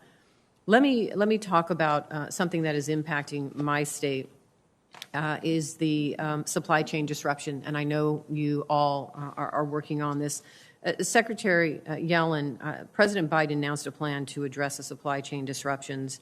Now, it's clear that the low vaccination rates, repeated outbreaks, and an over-reliance on Chinese imports contributes to some delays and shortages. But Secretary Yellen, where has President Biden's initiatives to address supply chain disruptions been successful, and where are some of the current sticking points that might persist past the second half of next year? Well, President Biden, the administration, created a supply chain disruption task force in June, and it's been working broadly to identify places where the White House could make a contribution, could be effective. And I think we're beginning to see progress at the ports. As you know, President Biden worked with the ports of Los Angeles and Long Beach, where there have been long delays in unloading ships waiting for many days to be able to offload their containers. They've agreed to remain open 24/7, which they're now doing. And also, the administration has worked with major retailers that were leaving containers for long periods of time on the docks without picking them up to make sure that they begin to expedite movement of those containers away from the ports. In other areas, in Savannah, the president has worked to establish locations away from the ports where containers could be brought, moved, and deposited to create more room at the docks to keep cargo moving. And so there are just a wealth of interventions and working really with private sector. These are private sector participants that are responsible for the supply chain, but bringing together parties. We're looking at ways that maybe we could work with states and cities to expedite the licensing, commercial driver's license, to raise the supply of truck drivers, which are in short supply. And of course, a lot of this is related to the pandemic, and it comes back to increasing vaccinations, boosters, get the pandemic under control so that demand patterns shift back toward more normal, toward services and away from goods. But there are a wealth of interventions that the White House is involved in. No, I appreciate that. I think there is also a role for Congress to continue to support not only the administration, but there's legislation that we could pass to actually help us address this as well, which is why I support the Supply Chain Resiliency Act that has been introduced by me, several of my colleagues. It creates an Office of Supply Chain Resiliency at the Commerce Department charged with monitoring, researching, and addressing vulnerable supply chains. The office will provide loans, loan guarantees, and grants to small and medium manufacturers to allow them to address supply chain bottlenecks by expanding production. We should be prepared for this, knowing this has happened for the future, short-term and long-term. And so I appreciate your comments. Long-term is important as well. Thank you. I know my time is up. I will submit the rest of my questions to you for future response as well. Thank you again. Thanks, Senator Cortez. Now, Senator Scott from South Carolina is recognized. Thank you, Mr. Chairman, and thank you, Ranking Member, for holding this hearing this morning. And thank you to the guests for being here with us this morning. I was thinking about the conversation I had over Thanksgiving with some South Carolinians about the consequences of elections. And we've heard over and over again that elections have consequences. Elections have consequences. Perhaps no finer point that elections have consequences is simply losing a single seat in Georgia, January 5th. The result of one lost seat in Georgia may cost taxpayers just this year $5 trillion in additional spending. One single seat, $5 trillion in additional spending. $1.9 trillion on a COVID relief package that had 1% for vaccines and less than 9% for COVID-related health. $1.2 trillion for an infrastructure package, with only 10% of that $1.2 trillion going to roads and bridges in the next 5 years. And now we're talking about overheating the economy with another $2 trillion. Elections have consequences. It's stunning. And what I've heard this morning is hard to process back at home in South Carolina. What I've heard so far is that the administration wants you to believe what they say and not what you see and are experiencing, what you see with your own eyes. They say by putting another $2 trillion in the economy, it will make things more affordable for you. But what you see and are experiencing is inflation, in part caused by trillions of dollars of government spending and the anticipation of even more money.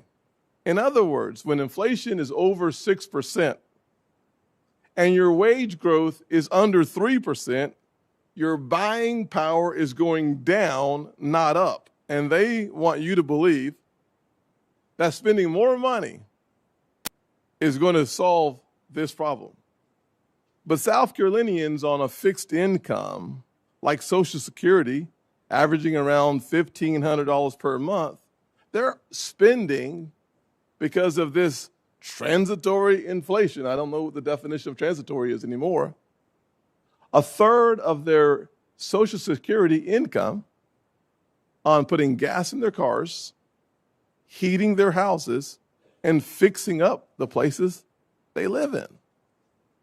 Chairman Powell, is it your impression that the Biden administration has a clear understanding that rising prices are hitting people the hardest who are on Social Security, families struggling paycheck to paycheck, and single moms? It's not appropriate for me to comment on what the Biden administration thinks. What do you say that we do? Well, let me ask you. I can talk about what I. What do you think in 30 seconds or so? So I think that's right. I think that if you think about families that are living paycheck to paycheck, they're feeling high gas prices, soon enough heating oil prices, food prices. They're certainly feeling that. And, this is our job. Our role is to make sure that this higher inflation does not become entrenched. And part of the challenge that I see, I know that someone else may address this point, but I was trying to figure out the complexity of the labor force participation rate. And the fact of the matter is that since the pandemic, we've seen a loss of about 1.7% in the labor force participation rate. We celebrate a 4.6% unemployment rate, but what we sometimes miss is the fact that when you have fewer people looking for work, your unemployment rate goes down because your long-term unemployment goes up, which means that your labor force participation rate also goes down. Before I run out of time, let me just follow up on Senator Hagerty's points about expanding the power at the IRS and your response, Secretary Yellen. Giving the IRS more power to catch tax cheats by starting with the IRS bank reporting proposal seems far-fetched at best, because the original proposal literally said that if you were a successful lemonade stand operator making $12 a week, putting $600 into your checking or savings account, your checking account, would cause that account to be reported to the IRS. So then they revamped that proposal to $10,000, said differently, if you're making minimum wage, working almost full time, your accounts would then also be transferred or at least available for heightened inspections by the IRS. If you're looking to catch complex business partnerships in cheating their taxes, you don't need the IRS bank reporting proposal. Can you tell the American people today, Secretary Yellen, whether you still support any form of the IRS bank reporting requirements your department proposed earlier this year, which would provide the IRS with currently undisclosed taxpayer information for the purpose of targeting essentially every single working American at minimum wage or higher. Do you still support that or not? I do support it. I think it's important that the IRS have visibility into opaque income streams, and that's an important way of improving tax compliance. Secretary And Yellen, let it me is ask you a not- question. Let it me is ask you a not question. Reclaiming my targeted- time, let me ask you a question. Because if you're looking to catch tax cheats, why in the world would we start with something as low as $600 and then revamp it to $10,000? If you're trying to find millionaires and billionaires, they're not running lemonade stands. I don't think they are, and they're certainly not making minimum wage. So when you create a new approach to having the IRS search through our account records at our financial institutions, I'm sorry, it is not searching through anybody's- compelling our financial institutions to forward our information to the IRS. I'm sorry, it is not detailed information about what you're doing aggregated in your bank information account. going It to is the too- aggregated information going to the IRS is the scariest proposal, and there's no way that it has to be anywhere near the thresholds that you've started with in order to find a way to take accountability for those complex organizations. Senator Scott, your time has expired. Secretary Yellen, please answer the question. Well, Chairman, if we're going to have a conversation, we're going to have the dialogue. Well, you've had the dialogue. Please. We're going to have a dialogue. We've worked carefully with Congress to narrow the scope of the reporting, and in particular to exempt wage earners and federal beneficiaries. The initial proposal was intended to be comprehensive. The requirement asked for exactly two pieces of information: aggregate inflows and aggregate outflows over the course of a year for each account where financial institutions already report interest income earned if it exceeds $10. The burden on financial institutions was minimal, and there was no attempt to target income earners whose actual incomes are below $400,000, but the low reporting requirement was meant to make evasion more difficult by opening multiple accounts. Thank you. Senator Ossoff from Georgia is recognized. Thank you, Mr. Chairman. Thank you to our witnesses. Chair Powell, congratulations on your renomination. The Fed, as has been noted, is beginning to taper its bond buying program, but the program is scheduled to continue through mid-next year. We're talking about approximately $100 billion in November, around $90 billion in December, according to the current schedule that we've seen, created by the Fed, injected into capital markets via asset purchases. Chair Powell, what specific economic purposes does this bond buying continue to serve? So we are actually, at our next meeting in a couple of weeks, going to have a discussion about accelerating that taper by a few months. And in the intervening time, we'll see more data on inflation, on unemployment, and also we'll see more about the development of the Omicron variants. The purpose at the very beginning was all about market function, and it did a great job the purchases did a great job of restoring market function. When we continued the program and said we would continue it until substantial further progress was made, the idea was to continue to support the economy in the way that lower, longer-term interest rates do, and it served that purpose. Now the economy is strong, and it's strong, and inflationary pressures are high. So we're looking going to discuss the possibility of a faster conclusion and wrap up those purchases a little earlier. But with aggregate demand quite strong, in fact, demand currently exceeding supply of labor and durable goods in certain markets, as you noted, rates are low, capital markets are highly liquid. So what economic purpose, and I'm not disputing that there is one, but what economic purpose does this continued bond buying serve today and in the months to come, recognizing that, as you've stated, you and your colleagues will be reassessing the pace of the taper at your December meeting? So the purpose it has been serving lately, for the most part, has just been supporting economic activity. And you're absolutely, the point I'm making is that the need for that has clearly diminished as the economy has continued to strengthen, as we've seen continued, significant inflationary pressures, and that's why we announced that we would taper, and it's why we're now saying that we're going to discuss a somewhat faster taper at our next meeting. When future crises arise, as they no doubt will, this specific method, quantitative easing, bond purchases beyond typical federal open market operations, which are targeting interest rates, what have been the costs and benefits of utilizing this technique? Does it not, for example, while it provides additional liquidity to capital markets, worsen inequality by driving up equity and asset valuations and shifting more cash onto the balance sheets of major financial institutions, high net worth individuals, and investors? So I think the record from this and the last episode is that asset purchases work through much the same channels as regular interest rate changes. Just the difference is when you're at the effective lower bound, you can't lower interest rates anymore.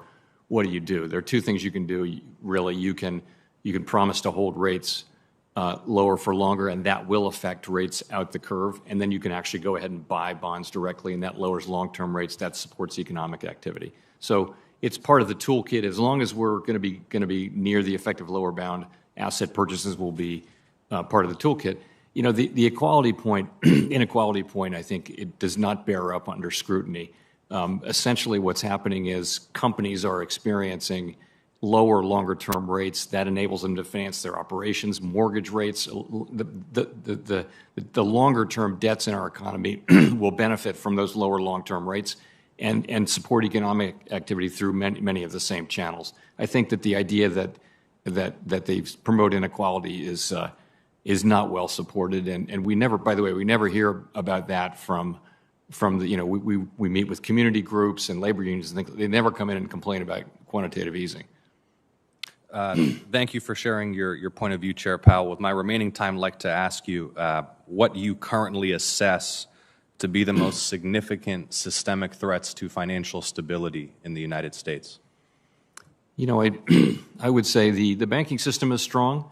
There are some issues to address in the capital markets, but I wouldn't say they rise to the level of grave systemic importance. We always think about cyber risk as being the one that's so difficult to quantify and for which it's hard to have a great playbook.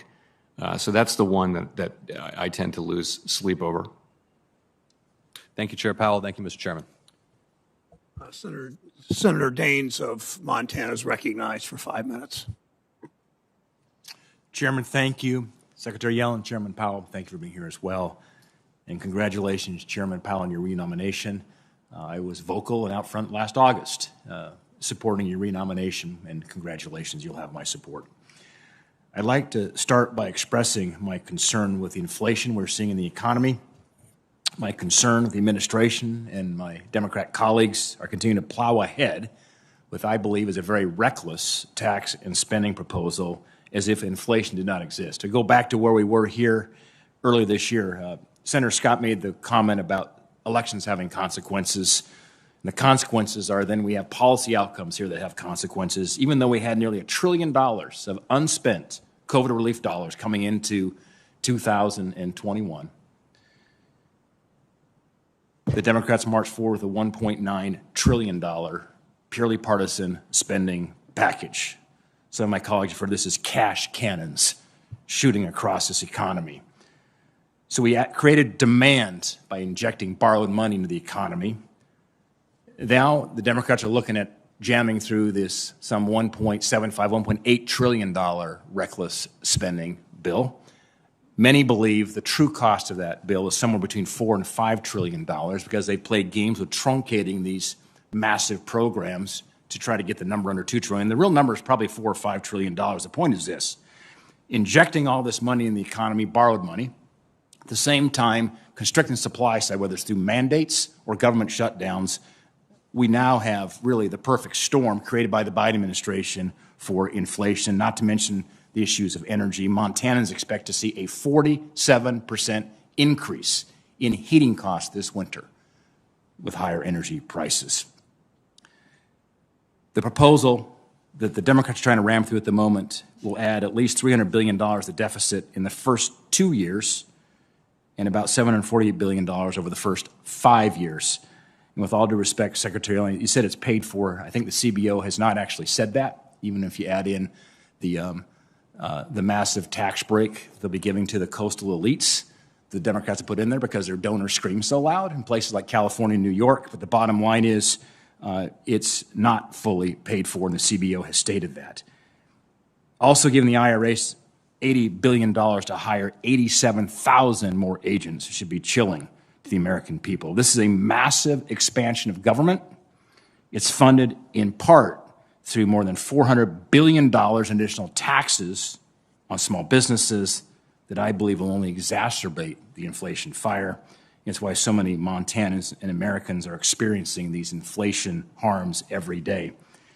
Chairman Powell, core PCE and CPI readings, two main indicators for inflation, jumped to 30-year highs of 4.1% and 6.2%, respectively.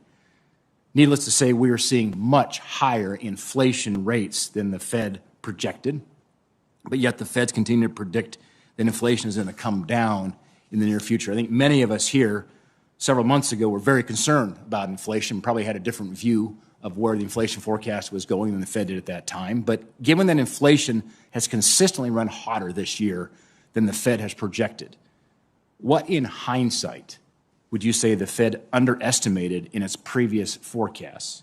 And second, what economic factors have changed to give you confidence in your projection that inflation will come down in the near term? So I'd love to be able to blame our models, but it's a poor craftsman who blames his tools. And I'll tell you what I think we missed, and what all the forecasters missed. And it's the same thing. It's really the collapse of or call it just the enormous amount of supply side problems we've had with semiconductor chips and lumber and all of those things. We saw high demand coming. We saw some higher inflation coming. But what really happened was this demand came and hit kind of a hard constraint in the form of these supply constraints, and that's not in the model. It's we live and learn. It's hard to model something that is nonlinear and that is incredibly infrequent. There's no precedent really for it. Yeah, and I spent 20 years in business, and there's two rules. The forecast is always wrong, and the further out the forecast, the wronger it is generally true. But I guess what have we learned from that, and what has been adjusted in your model now, having learned what's happened here in the last 6 months, that gives you confidence that your current forecasts of seeing diminishing inflation are accurate? So we have learned a lot about how to model, for example, a pandemic. We didn't thought much about that, but you'll never hear us say that we have great confidence in our forecasts. What you hear us saying is that there's tremendous uncertainty around our forecasts, and we have been saying that for some time. And also we've said that we do see these inflationary pressures as now being sustained well into next year. We do expect them, though, to subside in the second half of next year, and by the way, that is very widely held in the forecasting community, which admittedly has much to be humble about. Do you think deficits and the rapid increase in debt, given that we're now projecting $1.2 trillion annual deficits for the foreseeable future, is that going to have an impact on inflation? Well, I don't want to comment on fiscal policy. That's really up to you. But do you think that the rapid rise in debt is a threat as it relates to inflation? I would just say, if I can, staying in my role, unfunded spending tends to be stimulative. I think in the short term, it does. And I would just say we do need to return to a more sustainable fiscal path, but the timing and the means of doing that are really not up to the Fed. Mr. Chairman, I know before I close, I want to quickly touch just one of the banking. Well, no, that's close. You can make a comment. No more questions. We're already over, and we're well over time. Got a short comment to make. A lot of Americans and Montanans are concerned about this. We've seen reports from some of my colleagues on the other side of the aisle have concerns over Professor Omarova, the nominee for Control of the Currency. Concerns are one thing. I would encourage my colleagues to come out publicly opposed to Ms. Omarova's nomination so we can find a way forward on filling this important nomination. Mr. Chairman, thank you. Senator Tester is recognized from his office. Well, thank you, Mr. Chairman. Hopefully you can hear me. I want to thank Secretary Yellen and Chairman Powell for being on this call. I think it's interesting, though, Mr. Chairman, before I get to the folks who have presented, that when we gave a tax break to billionaires under a Republican administration, there was no talk about debt then. That this was going to turn around the economy and it was going to move forward. The fact is debt's debt, whether it's created by Democrats or Republicans, and I think it's more than just a little bit disingenuous to talk about debt when it fits your needs. It doesn't fit them all. The fact of the matter is that we've got a debt problem in this country, and we need to work to fix it. By giving tax breaks to billionaires is not a way to fix the debt problem in this country. That's just a side comment. I want to talk about housing for Secretary Yellen. Look, we have housing challenges all over this country. We have particular housing challenges that not a lot of folks are talking about in Indian country and in some of the more rural and frontier areas of our state of Montana, and I believe throughout the country. We've done some stuff for housing, but the truth is the impact of COVID-19, the impact of poverty in many, particularly the Indian country areas, is a big problem. Could you give me some indications on how we should be addressing this issue, and if it's an issue that is very high up on your radar screen as far as something that needs to be done? Well, I think the issue of affordable housing is one that has plagued our country for many years. It certainly predates the pandemic, but the pandemic really dramatically impacted the income of many, especially low-income workers that already were tremendously challenged by the affordability or lack thereof of housing. So in the short term, the emergency rental assistance money that was made available is helping these households, but that those funds can't be used to solve the longer run problems that we have. But the Build Back Better package, really that's where the president has proposed policies to address what is really a crisis in housing affordability. And that proposal contains really the most ambitious investments in affordable housing production that this country has ever seen. So I'm hopeful that that will be helpful. The funds that were made available to state and local governments in the ARP can also be used to address longer-term problems with respect to housing affordability. So one of the headlines in the papers today in Montana, at least, was that housing inventory has caused an increase in prices. In other words, the inventory is low, supply is low, and it's driving prices up. That's pretty basic economics, quite frankly. But with Build Back Better, do you see a significant investment in supply for workforce housing and affordable housing?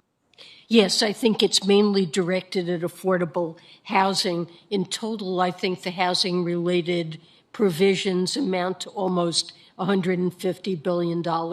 So I think that is substantial support to raise the supply of affordable housing in this country. So if you, and maybe this is going to be up to us, but I've got to ask you anyway, because you've been around a bit, Secretary Yellen. If you had a chance to take a look and see how much money that $150 billion, if implemented correctly, could leverage for housing?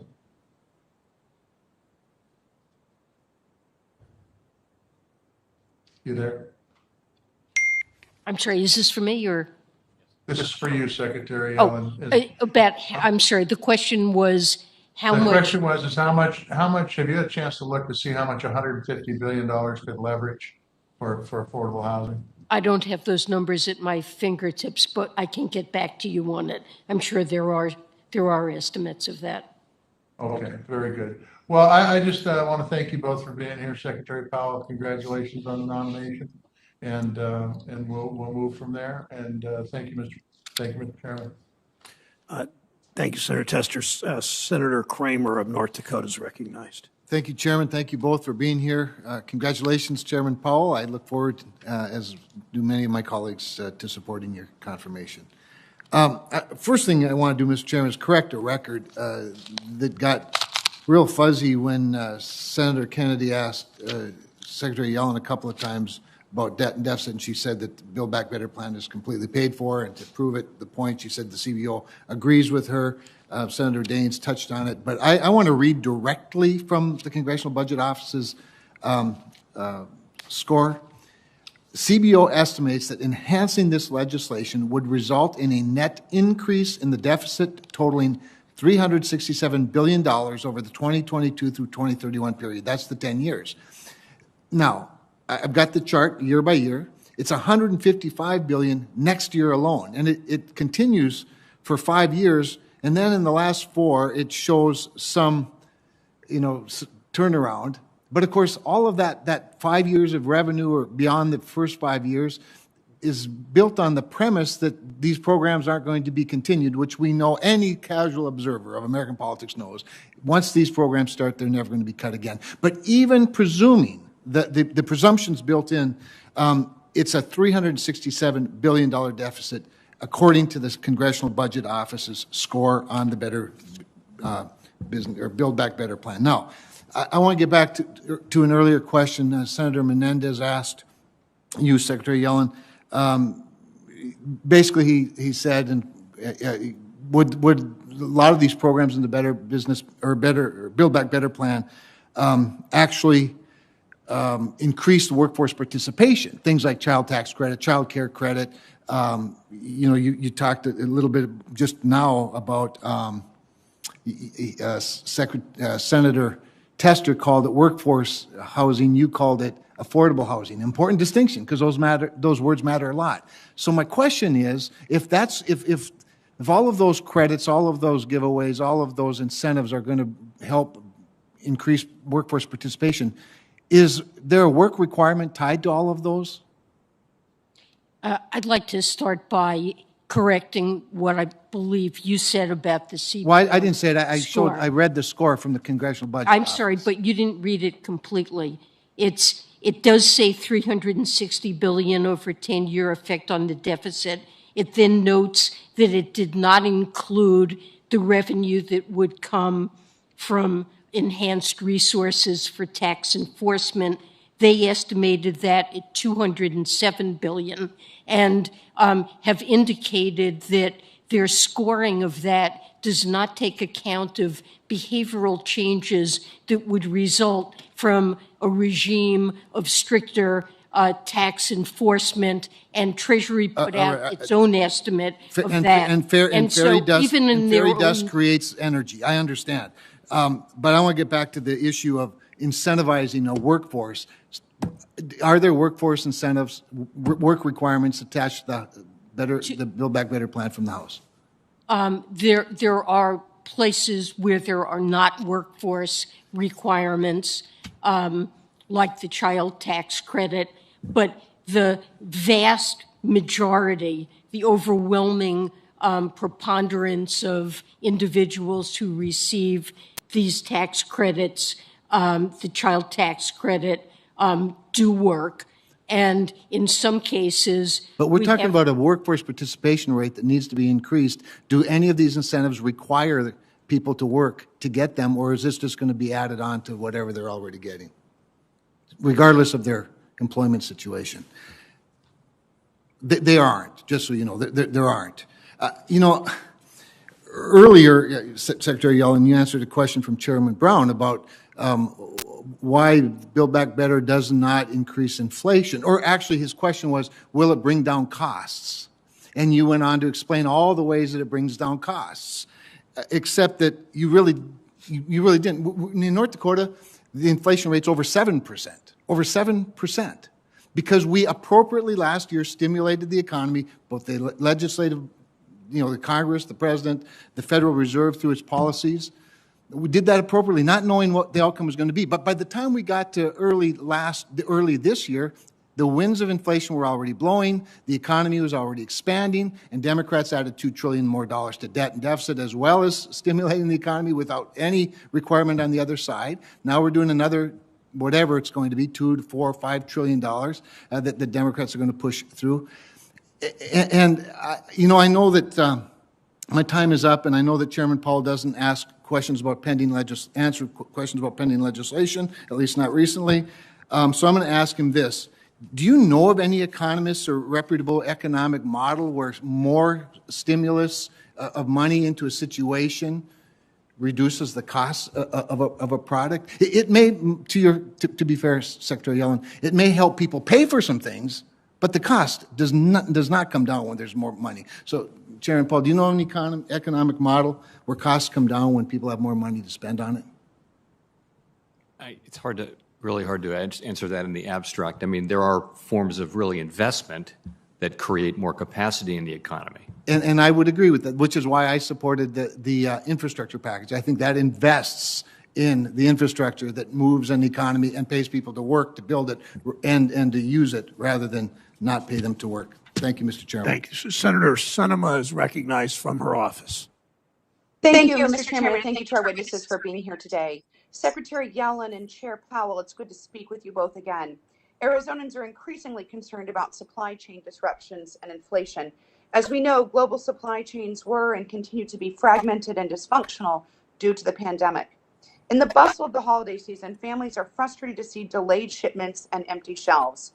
Ongoing disruptions reduce available supplies goods, which tends to push prices higher, creating inflationary pressures. I'd like to hear from both of you on my question. Of the inflation that we're seeing, how much of it do you attribute to global supply chain disruptions? And Secretary Yellen, if you could respond first. Well, we are seeing inflation all around the developed world. The United States is not alone in seeing an increase in inflation. And I think most countries are seeing disruptions that result from the pandemic.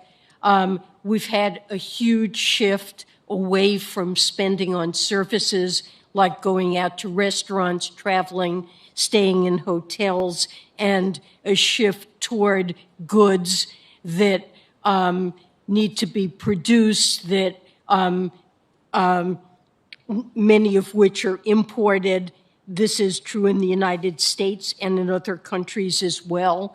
Another impact of the pandemic that we're seeing here and other countries are a reduction in labor supply because many people who have jobs that involve face-to-face contact don't yet feel comfortable going back to work, and childcare is disrupted, and so labor supply has been constricted, and this dramatic shift toward goods away from services combined with reduced labor supply and problems of when it's suddenly hard because of supply chain problems to get needed components for manufacturing or to stock shelves. That tends to incentivize more ordering to build inventories, which adds to the problem. I think both of these factors play into inflation in the United States and also to other countries. Thank you. Secretary Powell? Yes, so I guess I would just say you're looking for a number. I don't really have one close to hand, but if you just took out the inflationary effects around durable goods and other goods, which is really where the main inflation is coming from, certainly in core inflation, you would be at a substantially lower level of inflation. In addition, you are seeing energy prices going up. It's not really a supply chain issue mostly, but some of it is. But that's another, that if you look at headline inflation, that's going to be one of the big factor driving up headline inflation. Thank you. Now, as we know, government is extremely limited in its ability to resolve supply chain issues, which are fundamentally working relationships between private businesses. Now, that being said, I know the administration is taking steps to address some of the staffing and logistics issues at our ports. Congress also recently acted by passing the Bipartisan Infrastructure Investment and Jobs Act, which makes a historic and necessary investment in our core infrastructure, like roads, bridges, transit, ports, and broadband. Republican Senator Rob Portman, my negotiating partner in crafting this deal, has said he believes our new law is crafted in a way that will reduce inflation. Secretary Yellen, do you agree with that assessment that this bipartisan infrastructure deal will reduce inflation? Well, yes, I think over time, the infrastructure bill will increase the efficiency of our economy, modernize our ports, our rails, improve our roads and bridges, and enhance the potential output of the economy, raise our ability to supply goods and services efficiently, and in that sense, over time, will lower inflationary pressures. Thank you. And my last question for you, Chair Powell. In February, I asked you if the Fed needed to achieve all three of the goals it set out: full employment, 2% inflation, and an outlook for greater than 2% inflation before raising interest rates. And you said yes. Now, recognizing that the Fed has made some initial moves to begin tapering bond purchases, is the answer that you gave me in February on interest rates still true today? So there's still a three-part test. That is still true. I would say that if you look at the one goal was to reach 2% inflation, and another was to achieve inflation above 2% for some time. I would say this is a decision for the committee to make, but I think the committee, I think in coming meetings, we will wind up saying that those inflation conditions have been met. Thank you. Thank you, Mr. Chairman. Senator Warnock from Georgia is recognized. Thank you so very much, Mr. Chairman. Secretary Yellen, it's good to see you, and congratulations, Chairman Powell, on your nomination for a second term as chair of the Fed.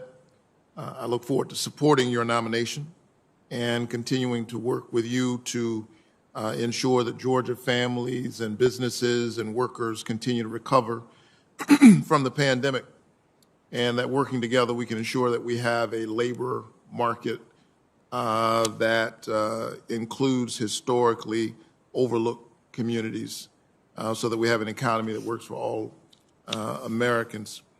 Earlier this month, Georgia's Department of Labor reported that the state's unemployment rate is now at 3.1%. This is the lowest rate in the state's recorded history. This is good news, and it indicates that emergency economic relief programs in the CARES Act and the American Rescue Plan have been working, certainly working in Georgia. Still, Georgia's economy is not out of the woods yet. Small businesses continue to tell me that they're having difficulty hiring, while the labor force is still not what it was prior to the pandemic. Secretary Yellen, the labor participation rate fell in the outset of the pandemic, and it has remained flat over the past year, even as aid programs ended and the economy reopened, particularly among women, which is why some call the pandemic a she-demic, if you will. Women have been especially hard hit by this, especially women and parents with small children. What else should Congress do to help bring workers back into the labor force? So I would say that in the short run, vaccinations and increasing the number of people who have boosters to get the pandemic under control, to reduce the number of cases, that's the single most important thing we need to do to create an environment in which people feel it's safe to work. A substantial number of people say that they're not looking for work for COVID-related reasons. In some cases, even people who were fully vaccinated but who engage in face-to-face contact in their jobs are concerned about exposing themselves to COVID risks. And I think you see that for schools, child care centers, retail, and food services. over a medium to longer term, many of the provisions of Build Back Better, particularly those affecting childcare, the availability of elder care and care for the disabled, support for childcare, those things promote labor force participation. Chairman Powell, would you add your perspective to this? Yes. I mean, I guess I would just say that on participation, it has been a bit of a surprise that we haven't had more of a recovery. And I really think the single most important thing is to get past the pandemic. Then we're really going to know how permanent this is. People get surveyed, and they do say substantial numbers of people are concerned about going back to work at a time when the pandemic is still moving around. And so I think that's the key, which means more vaccination, more boosters. So getting the pandemic under control through vaccinations, and if I'm understanding you correctly, the care economy, so supporting families with elder care, child care, that you think that will actually strengthen labor market participation and not the opposite? You know, without, I don't want to get into comment on any particular legislation, Sure. but yes, I think there's good research, as the Secretary pointed out a while ago, earlier in the hearing. There's good research showing that the U.S. has fallen behind, for example, in female labor force participation. You ask why, you do comparisons to other countries, and one of the differences that shows up as statistically significant is the availability of child care. Yeah, I believe in the dignity of work.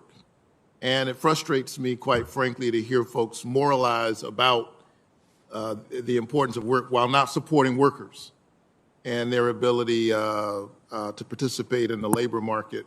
I think closing the coverage gap, which is part of Build Back Better, will also help enable and strengthen workers even as they strengthen the American economy. Thank you all so much. Thank you, Senator Warnock. As we close, Senator Toomey. Thank you, Mr. Chairman. Just a few points to wrap up. First, I'd like to respond to my friend and colleague, the senior senator from Montana, who brought up the issue of the 2017 tax reform, and remind him and all of us that in the wake of our 2017 tax reform, we had the strongest economy in 50 years. We had all-time record low unemployment. We had wages growing fastest for the lowest income workers. We had inflation that was modest. And in fact, we were narrowing the gap between high-income and low-income people. Oh, and by the way, tax revenue collected by the federal government was growing. I also want to touch on the important point that Senator Kramer correctly made. The CBO has not said that the Build Back Better bill will be fully paid for. He correctly noted that it would result in an increase in the deficit totaling $367 billion over the 10-year period, not counting any additional revenue that would be generated by additional funding for tax enforcement. But when you take that number into account as well, which is $207 billion, you are still left with a $160 billion estimated increase in the deficit over the 10 years. But it's actually much worse than that, because by design, the spending in this bill is heavily front-loaded, with the expectation that supposedly expiring programs will actually be continued.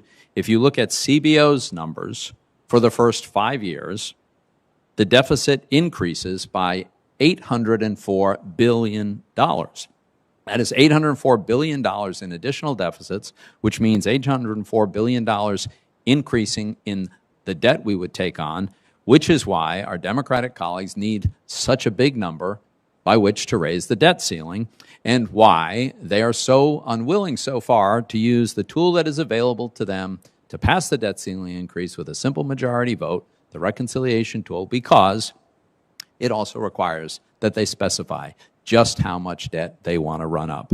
So, Mr. Chairman, I think it's important to set the record straight on those matters. I thank the ranking member. As the ranking member mentioned the debt ceiling, I'd like to make a comment. The last time Congress dealt with the debt ceiling was in the summer of 2019. 27 Senate Republicans voted to raise the debt ceiling. So did I. So did, with a Republican president, a Republican House, and a Republican Senate, more than 40 of my Democratic colleagues joined me and others to vote to do the right thing for our country. There was such little concern about the debt when my colleagues passed the $2 trillion tax cut giveaway to the wealthy and corporations in 2017. Senator Toomey and I both sit on the Finance Committee and had those debates. They just weren't concerned in those days. And I would reiterate, as Secretary Yellen in the Nonpartisan Congressional Budget Office have affirmed, that this bill is in fact paid for. Secretary Yellen responded to greatly detailed questions with the answer to that, and we heard it. Now Republicans would rather hold our full faith and credit hostage than pay the bills that they've racked up, perhaps that we've all racked up, and that's not acceptable. One final point on inflation. Just this morning, Bloomberg released a story where the headline pretty much says it all. Fattest profits since 1950, debunk wage inflation story of CEOs. Fattest profits since 1950, debunk wage inflation story of CEOs. The FDIC also just released its quarterly report, shocking no one. Bank profits are up. The idea that these corporations can't afford to pay workers higher wages, wages that actually reflect the value of the work they do to make these companies profitable, is ridiculous. They want the Fed to pull back. Let's be clear, by pull back, by tapering, what they really mean is they want fewer jobs available. That's what happened after the last crisis. The Fed pulled back to support too soon. Some families never recovered. We can't make that mistake again. For senators who wish to submit questions, for the record, they're due 1 week from today, Tuesday, December 7th. Secretary Yellen, Chair Powell, you have 45 days to respond to any of those questions. Thank you again, the committee.